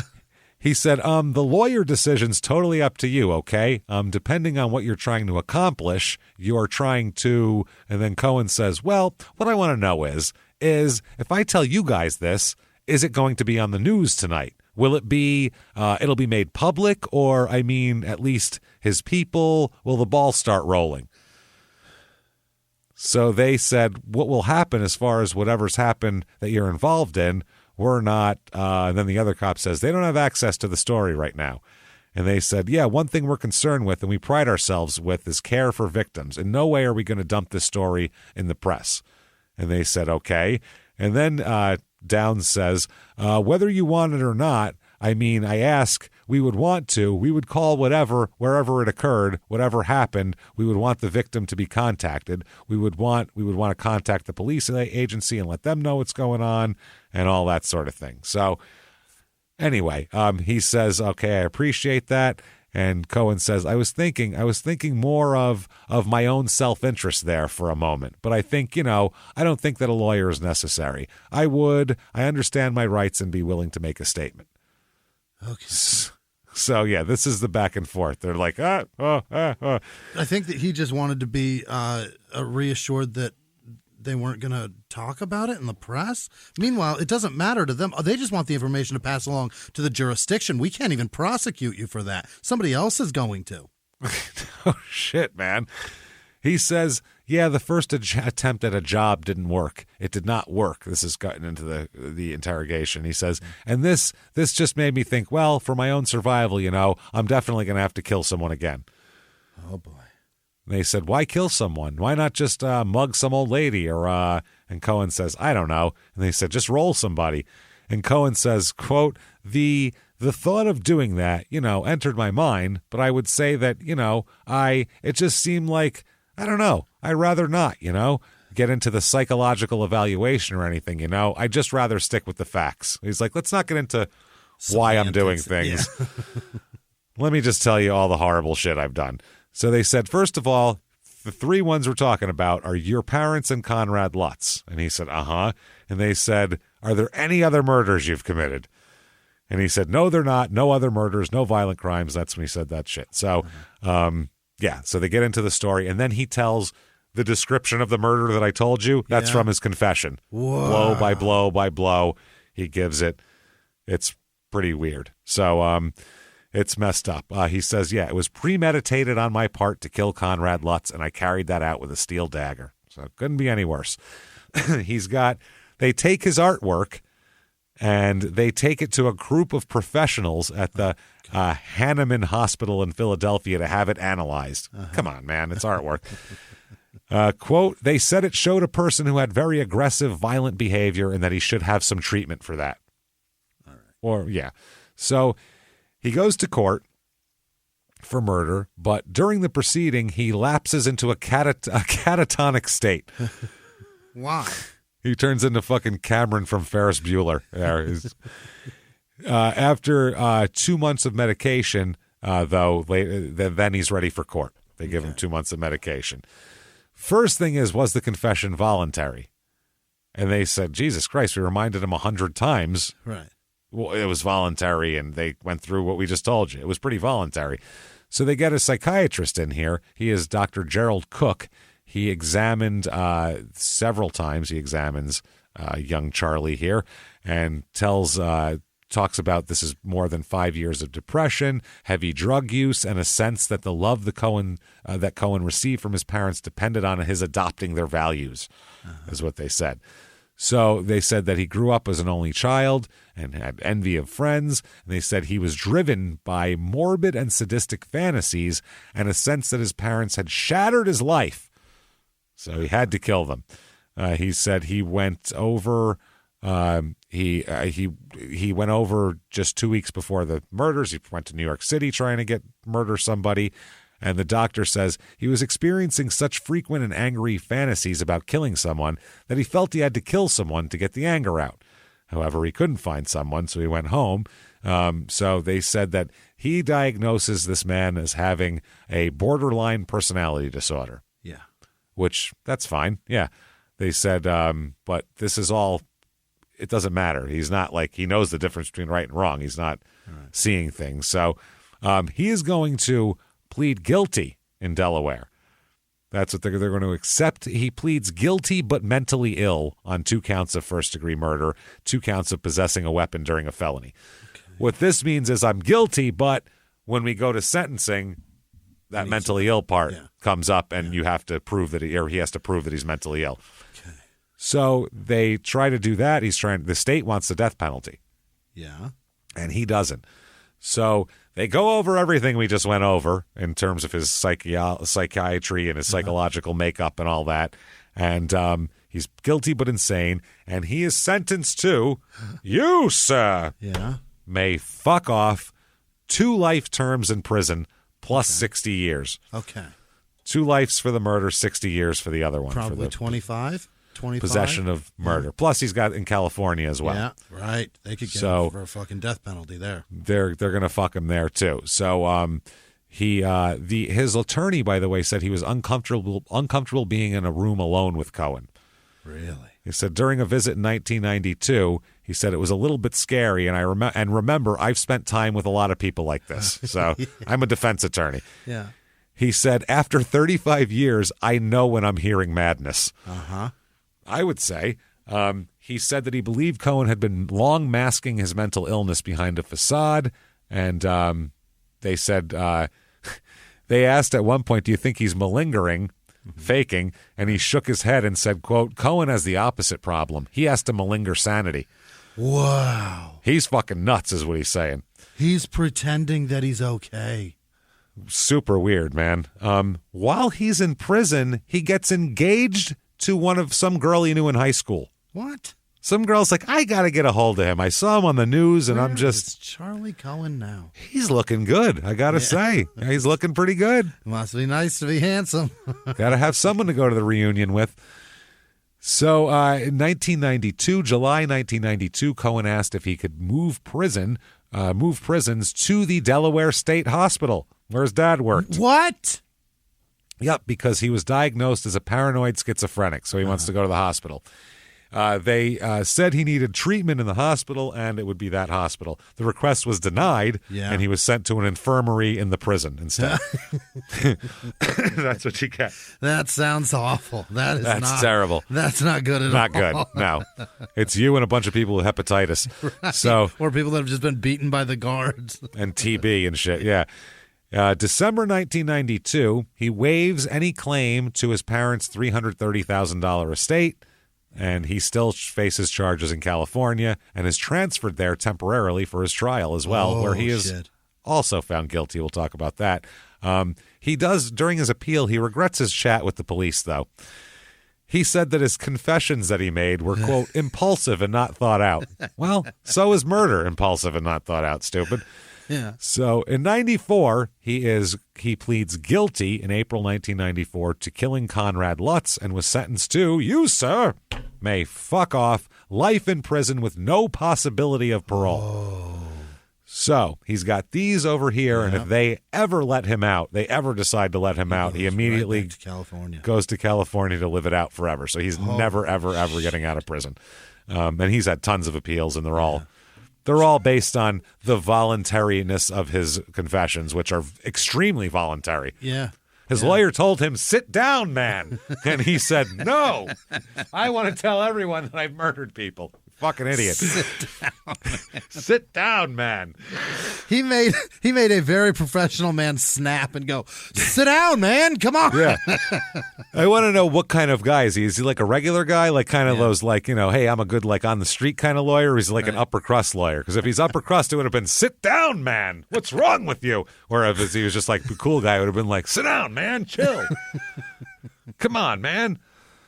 They're going to smell the weed on my jacket. I do too. I so want it to be hippie lawyer. Tries so hard to be professional, but this is too much.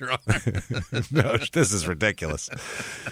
So November 1994, he is returned back to Delaware after the trial in California, where he's in the Gander Hill prison in Wilmington. While he's there in November 94, some fellow inmates escape out a window and take off. We've talked about this before, this escape. We know this escape. We've mentioned this guy before. Really? Yes, because he's one of the guys who was there and didn't escape. Because he knew about the escape plan, knew it was happening, watched them leave, but he didn't follow them. Really? Tired. Fucking tired. Yep. He's Needed done. to get some sleep. He's tired sometimes. Just needs some chicken and some sleep. He alternated over the years between prison and the Delaware State Hospital, which he eventually gets transferred back and forth from, which is, like we said, Delaware Psychiatric Center.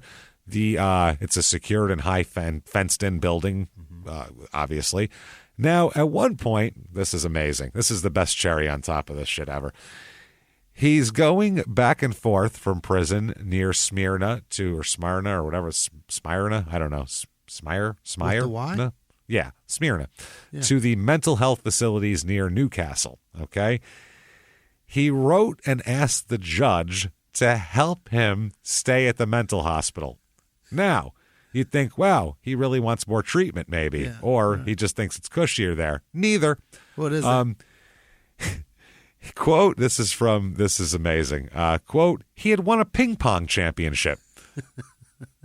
He's a good tennis player. Yeah. He wrote that he wrote his lawyer, he's being sent back to prison, but he asked the judge to transfer him back to the mental health facility so he could, quote, re-enter the ping pong tournament. I want to defend my championship. His lawyer said that the letter was, quote, a little unusual, and he responded that the decision's not mine to make. I don't know what to tell you. You got to ask the state for that. So, wow. 2006, he goes before Delaware's Board of Pardons to try to get his sentence commuted. Why would you? What does it matter? What's the point? Yeah, you're just going to California and you're fucked. I guess you could then try to get it there, too. Yeah. He sits in front of the 5-member panel, and which had the sitting lieutenant governor at the time was on the panel as well. Shit. So there's politics are involved here, more than just are you worthy. He says, religion has changed me. Changed me. He said he wants to be released from prison so he can preach in the Christian ministry. What, right. From fucking Pelican Bay? What are you talking about? He said, quote, I've changed with the help of Jesus Christ. I've made a full turnaround. I'm not the same person. I don't really need to be in prison. Oh, really? Haven't you Wow. seen Shawshank? That never works. I'm good.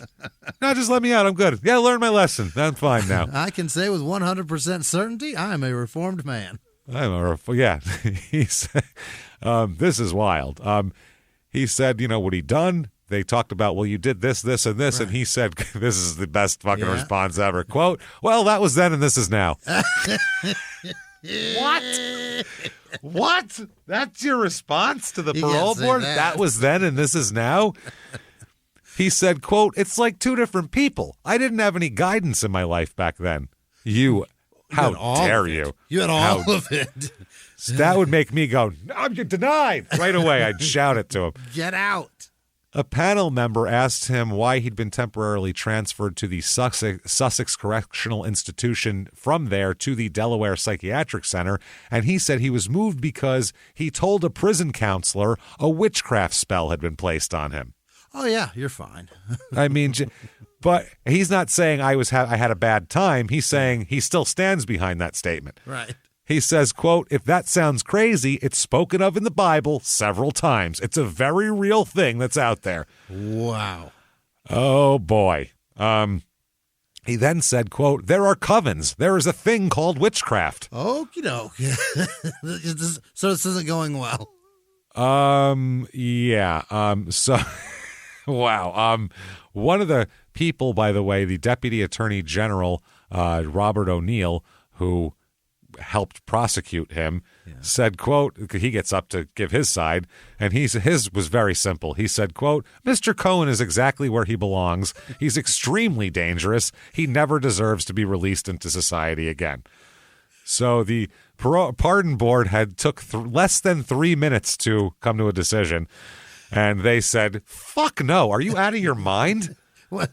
No, they said, you are out of your mind. You're out of your mind. You just came in here telling us about witchcraft. Are you nuts? He said you're getting spells placed on you. They said the heinous nature of the offense, the opposition from the state and the multidisciplinary team, and the Board of Parole, and the fact that Mr. Cohen poses an obvious threat to society. In other words, every reason possible is why we're keeping you, you dipshit. They keep asking him for interviews. The Delaware Online and the News Journal have contacted him several times in 2019 and 2020, and he only responded once, and it was on a sheet of paper, 8x5 by 11-inch sheet of paper, and it said, quote, I don't want to be interviewed. Sincerely, Charles Cohen. That's all he'd say. Yeah. There is a book here on this thing. We didn't really use the book other than the autopsy information came out of the book because that was nowhere else. But it's still a decent book. It's called Fallen Sun by Mike Walsh is the author there. So you can do that. Walsh, the author, had talked to Charlie 3 or 4 times while Charlie was in prison in Wilmington. Oh. And this author, Walsh, said, quote, at first he thought the idea of a book was pretty cool. Maybe he really did want the press to talk about it. He likes it. He did. But then the penalty hearings were coming up. This was back then. He said, then the penalty hearing took place. He did not hold up very well. He became paranoid, very suspicious of me. He decided I was evil. Oh. During my last visit to Gander Hill, he sat there with a strange smile, like he knew I was part of the plot to manipulate and deceive him. Oh. Sat there with a grin that is it has to be terrifying. I this can't guy's imagine. Grin. This guy is scary as fuck. And that, everybody, is an insane goddamn story. Wow. Tell me that's not insane. Mental. Wild shit right there. He got away with it for Charles his Marcoa. dismount wasn't too bad. It ended up being decent. That's the thing. It was planned out poorly, but Terrible. it worked. Yeah. Because if you have money, you can get underground. But still, he got across the country multiple times back and forth. All it would have taken was one vagrancy charge, one something. But I mean, they picked him up and he used an assumed name. So who knows? You just have to disregard your own dignity and you can get away with things. I wonder if he got arrested under assumed names in different places in the country, and we just don't know about it because there's some James McDowell or, Frank fucking whatever the hell Public on file urination somewhere or some shit. that we have no idea about. That's wild. Who knows? How many cops had him in their possession and didn't know? As he wandered from Delaware to California? And then back to Provincetown? Who would think my. that? Why would he be here? So if you like that story, or if you just love the way it's told, either one, because it's pretty weird to like the story. I guess like the way it's told and the way we present it to you. Please tell the world about it. Get on whatever app you're on. There is ways to rate on every app just about. So get on there. Give us 5 stars. It helps so much. We cannot tell you how much it helps the show. Really helps drive you up the charts. Also, head over to shutupandgivememurder.com. Get your tickets. Tickets. Let's Rest go. of the tour on sale the entire 2023. That's right. The new shows that weren't on the schedule that have been added are Boston in November and Dallas as well. We can't wait for those. And you get everything. Get Chicago. You're fucking them up. Chicago, that is the biggest venue we've ever attempted to play. And they presented it to us, and we're like, I don't know, that's pretty big. And then we said, you know what? Chicago's never let us down. We'll give them a Literally, chance, we literally said on the phone, Chicago's never let us down. We've never had an open seat there. Fuck it. We're going to put our faith in Chicago that you can fill it up. So do that. A lot of cool places to come. Come see us at a show. They're on sale right now. Shutupandgivememurder.com. Also, April 20th, 420 virtual live show. Want to go to a live show, but we're nowhere that you are? Go to a virtual live show. It's so much fun. The show is available not only on April 20th, but live and as it's happening, but also 7 days after that it's available for purchase, or you can watch it a bunch of times. Do whatever you want with it. We don't care. Wipe your butt with it. Enjoy. So but April 20th, I'm going to get Jimmie super stoned and make him giggle till his head pops. It's going to be amazing till he loses a blood vessel up there. Throw up tea. Oh, it's going to be great, like earlier today. Shutupandgivememurder.com is where you get those. Also, keep your eyes open here in the next probably 6 weeks or so. We'll be coming out with our new show. We've been plugging the live show so much we haven't had time to plug it, but we are excited and we're putting it together. There's going to be artwork for it pretty soon and everything, so it's going to be very cool and will feel real. Your stupid opinions coming to whatever app you listen on. It will be there. Podcast app near you. The podcast app near you. The internet's full of stupid opinions, and we're going to talk about bad reviews from everything you can imagine, and all across the scope of anything. And it's just people complaining about the dumbest things, and we're going to make fun of them. We can't wait. Your stupid opinions. Patreon.com/crime and sports is where you get the bonus stuff, all the bonus stuff. You got the whole back catalog. There's 150 episodes plus on there. Anybody, $5 a month, you get access not only to all of that, but new episodes. You bet. Every other week, 2 new episodes, 1 crime and sports, 1 small town murder. This week is no different. What you're going to get is for crime and sports, which you obviously have access to, we're going to talk about these pictures of death row baseball teams from like 1905. Apparently, they would have this morbid thing where they put together death row baseball teams and they'd have like an 8-year-old hanging out with them. It was the weirdest thing, these pictures, and we're going to explore what the fuck the story behind those is. And then for small town murder, I can't wait for this. Defunct theme parks. Fantastic. Shit that didn't work is my favorite thing in the world. We're going to talk about what's a hulking piece of a roller coaster now. Where you used to be able to buy a hot dog, and now it's just nothing. Bad ideas, injuries, putting one in the middle of nowhere, all sorts of different ways. That's patreon.com/crime and sports. Oh, that's what right. else? And you'll get a shout out here in just a moment. But follow us on social media also at Small Town Murder on Instagram, at Murder Small on Twitter, at Small Town Pod on Facebook. That said, Jimmy, hit me with the names of the people who would never, ever, ever beat us to death with barbells and then blame it on witchcraft. Jimmy, hit me with them right now. Executive producers this week are Kelly Folsom, and that's it. And she started some candle wax burners and such, and and then donated to us a big portion of the money that she made off them. That was very sweet. We allowed her to Kelly. use our That was very catchphrases sweet. on it. You're a darling. Yeah. That was nice. We were very sweet too for allowing her to do it. We were We'll see. very nice to go out of our way and allow that. And you she were went very back nice back. and gave So, back to us. That was good for very you. sweet. Thank you. Other producers this week are Principal Woodman, Rabbi Shmulovich, who got a new puppy named Robert. I don't know if that's true. I don't even know if Rabbi exists. Well, probably not, but Probably. his dog might. Baron Miguel Cicluna does exist. Again, is he any good? Was he a good? I mean, he was a kind of a lame. He was a main event bad guy in the 60s and 70s. He was good. I mean, by the 80s he was. Right. By the 80s he was a jobber. But before that, he was joke. something. He used to fight Bruno and shit.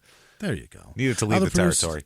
The producers this week also are Liz Vasquez, Peyton Meadows, Crystal, the Lizard Candy Bussy, Candy Long, Devin Fields. Happy birthday, Devin, son of a bitch. Happy birthday. We don't know you, but your girlfriend wanted you, girlfriend?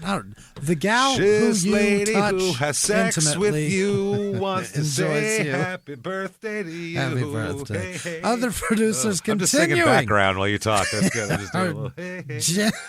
Like a muzak, a romantic soundtrack. That's how that song, Somebody Roll the Weed Up, goes. I'm going to play it for you. You're going to love it.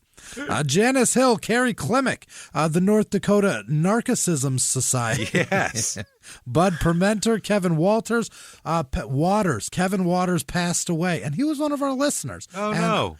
And his pal wanted us to mention him. Well, damn. So that sorry about it's that. forever in the ether. There it is, Kevin Waters. Definitely. Wish we'd have met you. Wish I had Kevin drinks Waters. with you. Gabe Weilbrenner, Latanya Mosley, Stacy Crone, Sam Stankiewicz, Hassine McCock. Are you proud of yourself, you son of a bitch? You Garrett wasted Adams. your voice on that? My throat's destroyed, and you're making me say dumb shit. Elf with no last name. Ryan H., Ryan Schmidt, Sean Duncan, Star Loving, Justin Bassett, Amber Rittenberg, Crystal Grabman, Johnny Broyles, Chris Peeler, Monica Gilson, Eva Happenin, Heisa Eel, High C. Love High C. Hiacy. Eel. Mike Torrance. James with no last name. Chris with no last name. Savannah Mick. Bridget Lee. DJ Sassy 9. Dot Jenkins. Jenna Myers. Tay Ambrea. Or Mosey with no last name. Trevor Malone. Ishmael Chiquiz. Guerrero. Lauren Binkley. Katie Campbell. Salon. Ambrose. Andrew Mason. Yep, Blair Rodriguez, Letta Raya, Brooke Moore, Tammy Schnell, Christy Kirsch. That's what it is. Brittany Sweatman, Stuart Nace, Josiah with no last name, Victoria Victorita, Prince, Melissa Elizabeth Hughes, Cashews with no last name, Tatiana Funderburg. I fucking love them. Vern, you can't. Can you eat? You can eat cashews? Yes. Hell yeah. Good cashews and almonds I can have. That's peanuts. Lucky son of a bitch. Hell yeah. Tatiana Funderburg, Vernon Roberts, Carrie Kay, Joe Pickering, Mark Wolf, Kelly Carey, Lori Rassi, Jill Tomlin, Natalia, Talagano, Tulagon, Talagune. Elise Cummings, Gina Deracleo, Rachel with no last name, Hayden with no last name, DJ Spicer, Jacqueline, Alyssa Mason, Maria Wineclaw, Cassidy Zuerderveld, Zweederveld, Greg Ann Lornell in Alberta, Kelly Schnar, Amanda Wimple. Put a growl. Are they a pirate? Schnar. Sarah R.R., Lee Keller, Thomas Flores, Jessica Hathaway, Day Old Mayo. Ugh. What? Gross. Jacob Gibbons, Vern Roberts, Alex Gutfleisch, Andrew Gross, Kayla Dillery, Ian Thomas, Ashley Long, Jessica Bridges, Stephanie Hastwell, Leah Schraff, Josh Garrett, Danielle Rickles, Dexter Prescott, Robin Curtis, Robert Konicki, Calvin Spratt, Caroline with no last name, maybe Carolyn, Matthew Hawkins, Nick Wilson, Bonnie Gillette maybe, Tabier's 13, Margaret Lubert, Cheryl Sorry, Laura Smith Haverly, Metal Messiah 666, Houndman 406, Caitlin Cook, Lisa Connery, Landon Lawson, Randall Cheney, Brett Blansett, Laura Tausha, Brianna Post, Shannon McGrath, Emily Luce, oh boy, Caleb Parker, Diana with no last name, Taylor with no last name,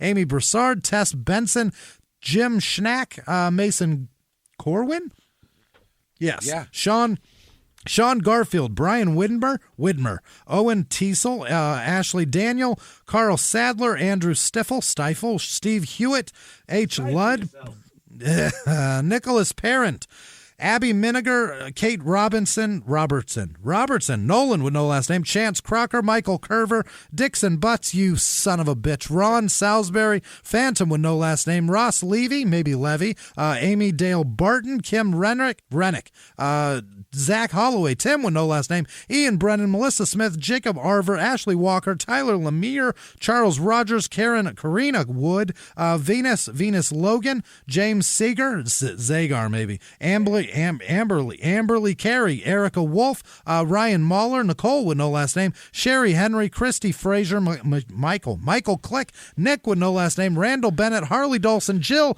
and Pixie Pow, and all of our patrons. You're fantastic. Thank you from the bottom of our cold, dead hearts, everybody. Yeah. We cannot thank you enough for all that you do for us. You're the lifeblood. Thank you. Honestly, Patreon people, you keep this show to be... You're everything. Thank you for what you do for us, is what we're saying. We really do appreciate it. You want to follow us on social media individually, you can do that super easy. Head over to shutupandgivememurder.com while you're buying tickets for live shows and a T-shirt to wear there and getting the virtual live show. While you're doing all that, you can follow the links right to our social medias and follow them as well. Lots of fun doing that. And thank you for joining us for a wild episode. It's been fucking amazing. And until next week, everybody, it's been our pleasure. Bye.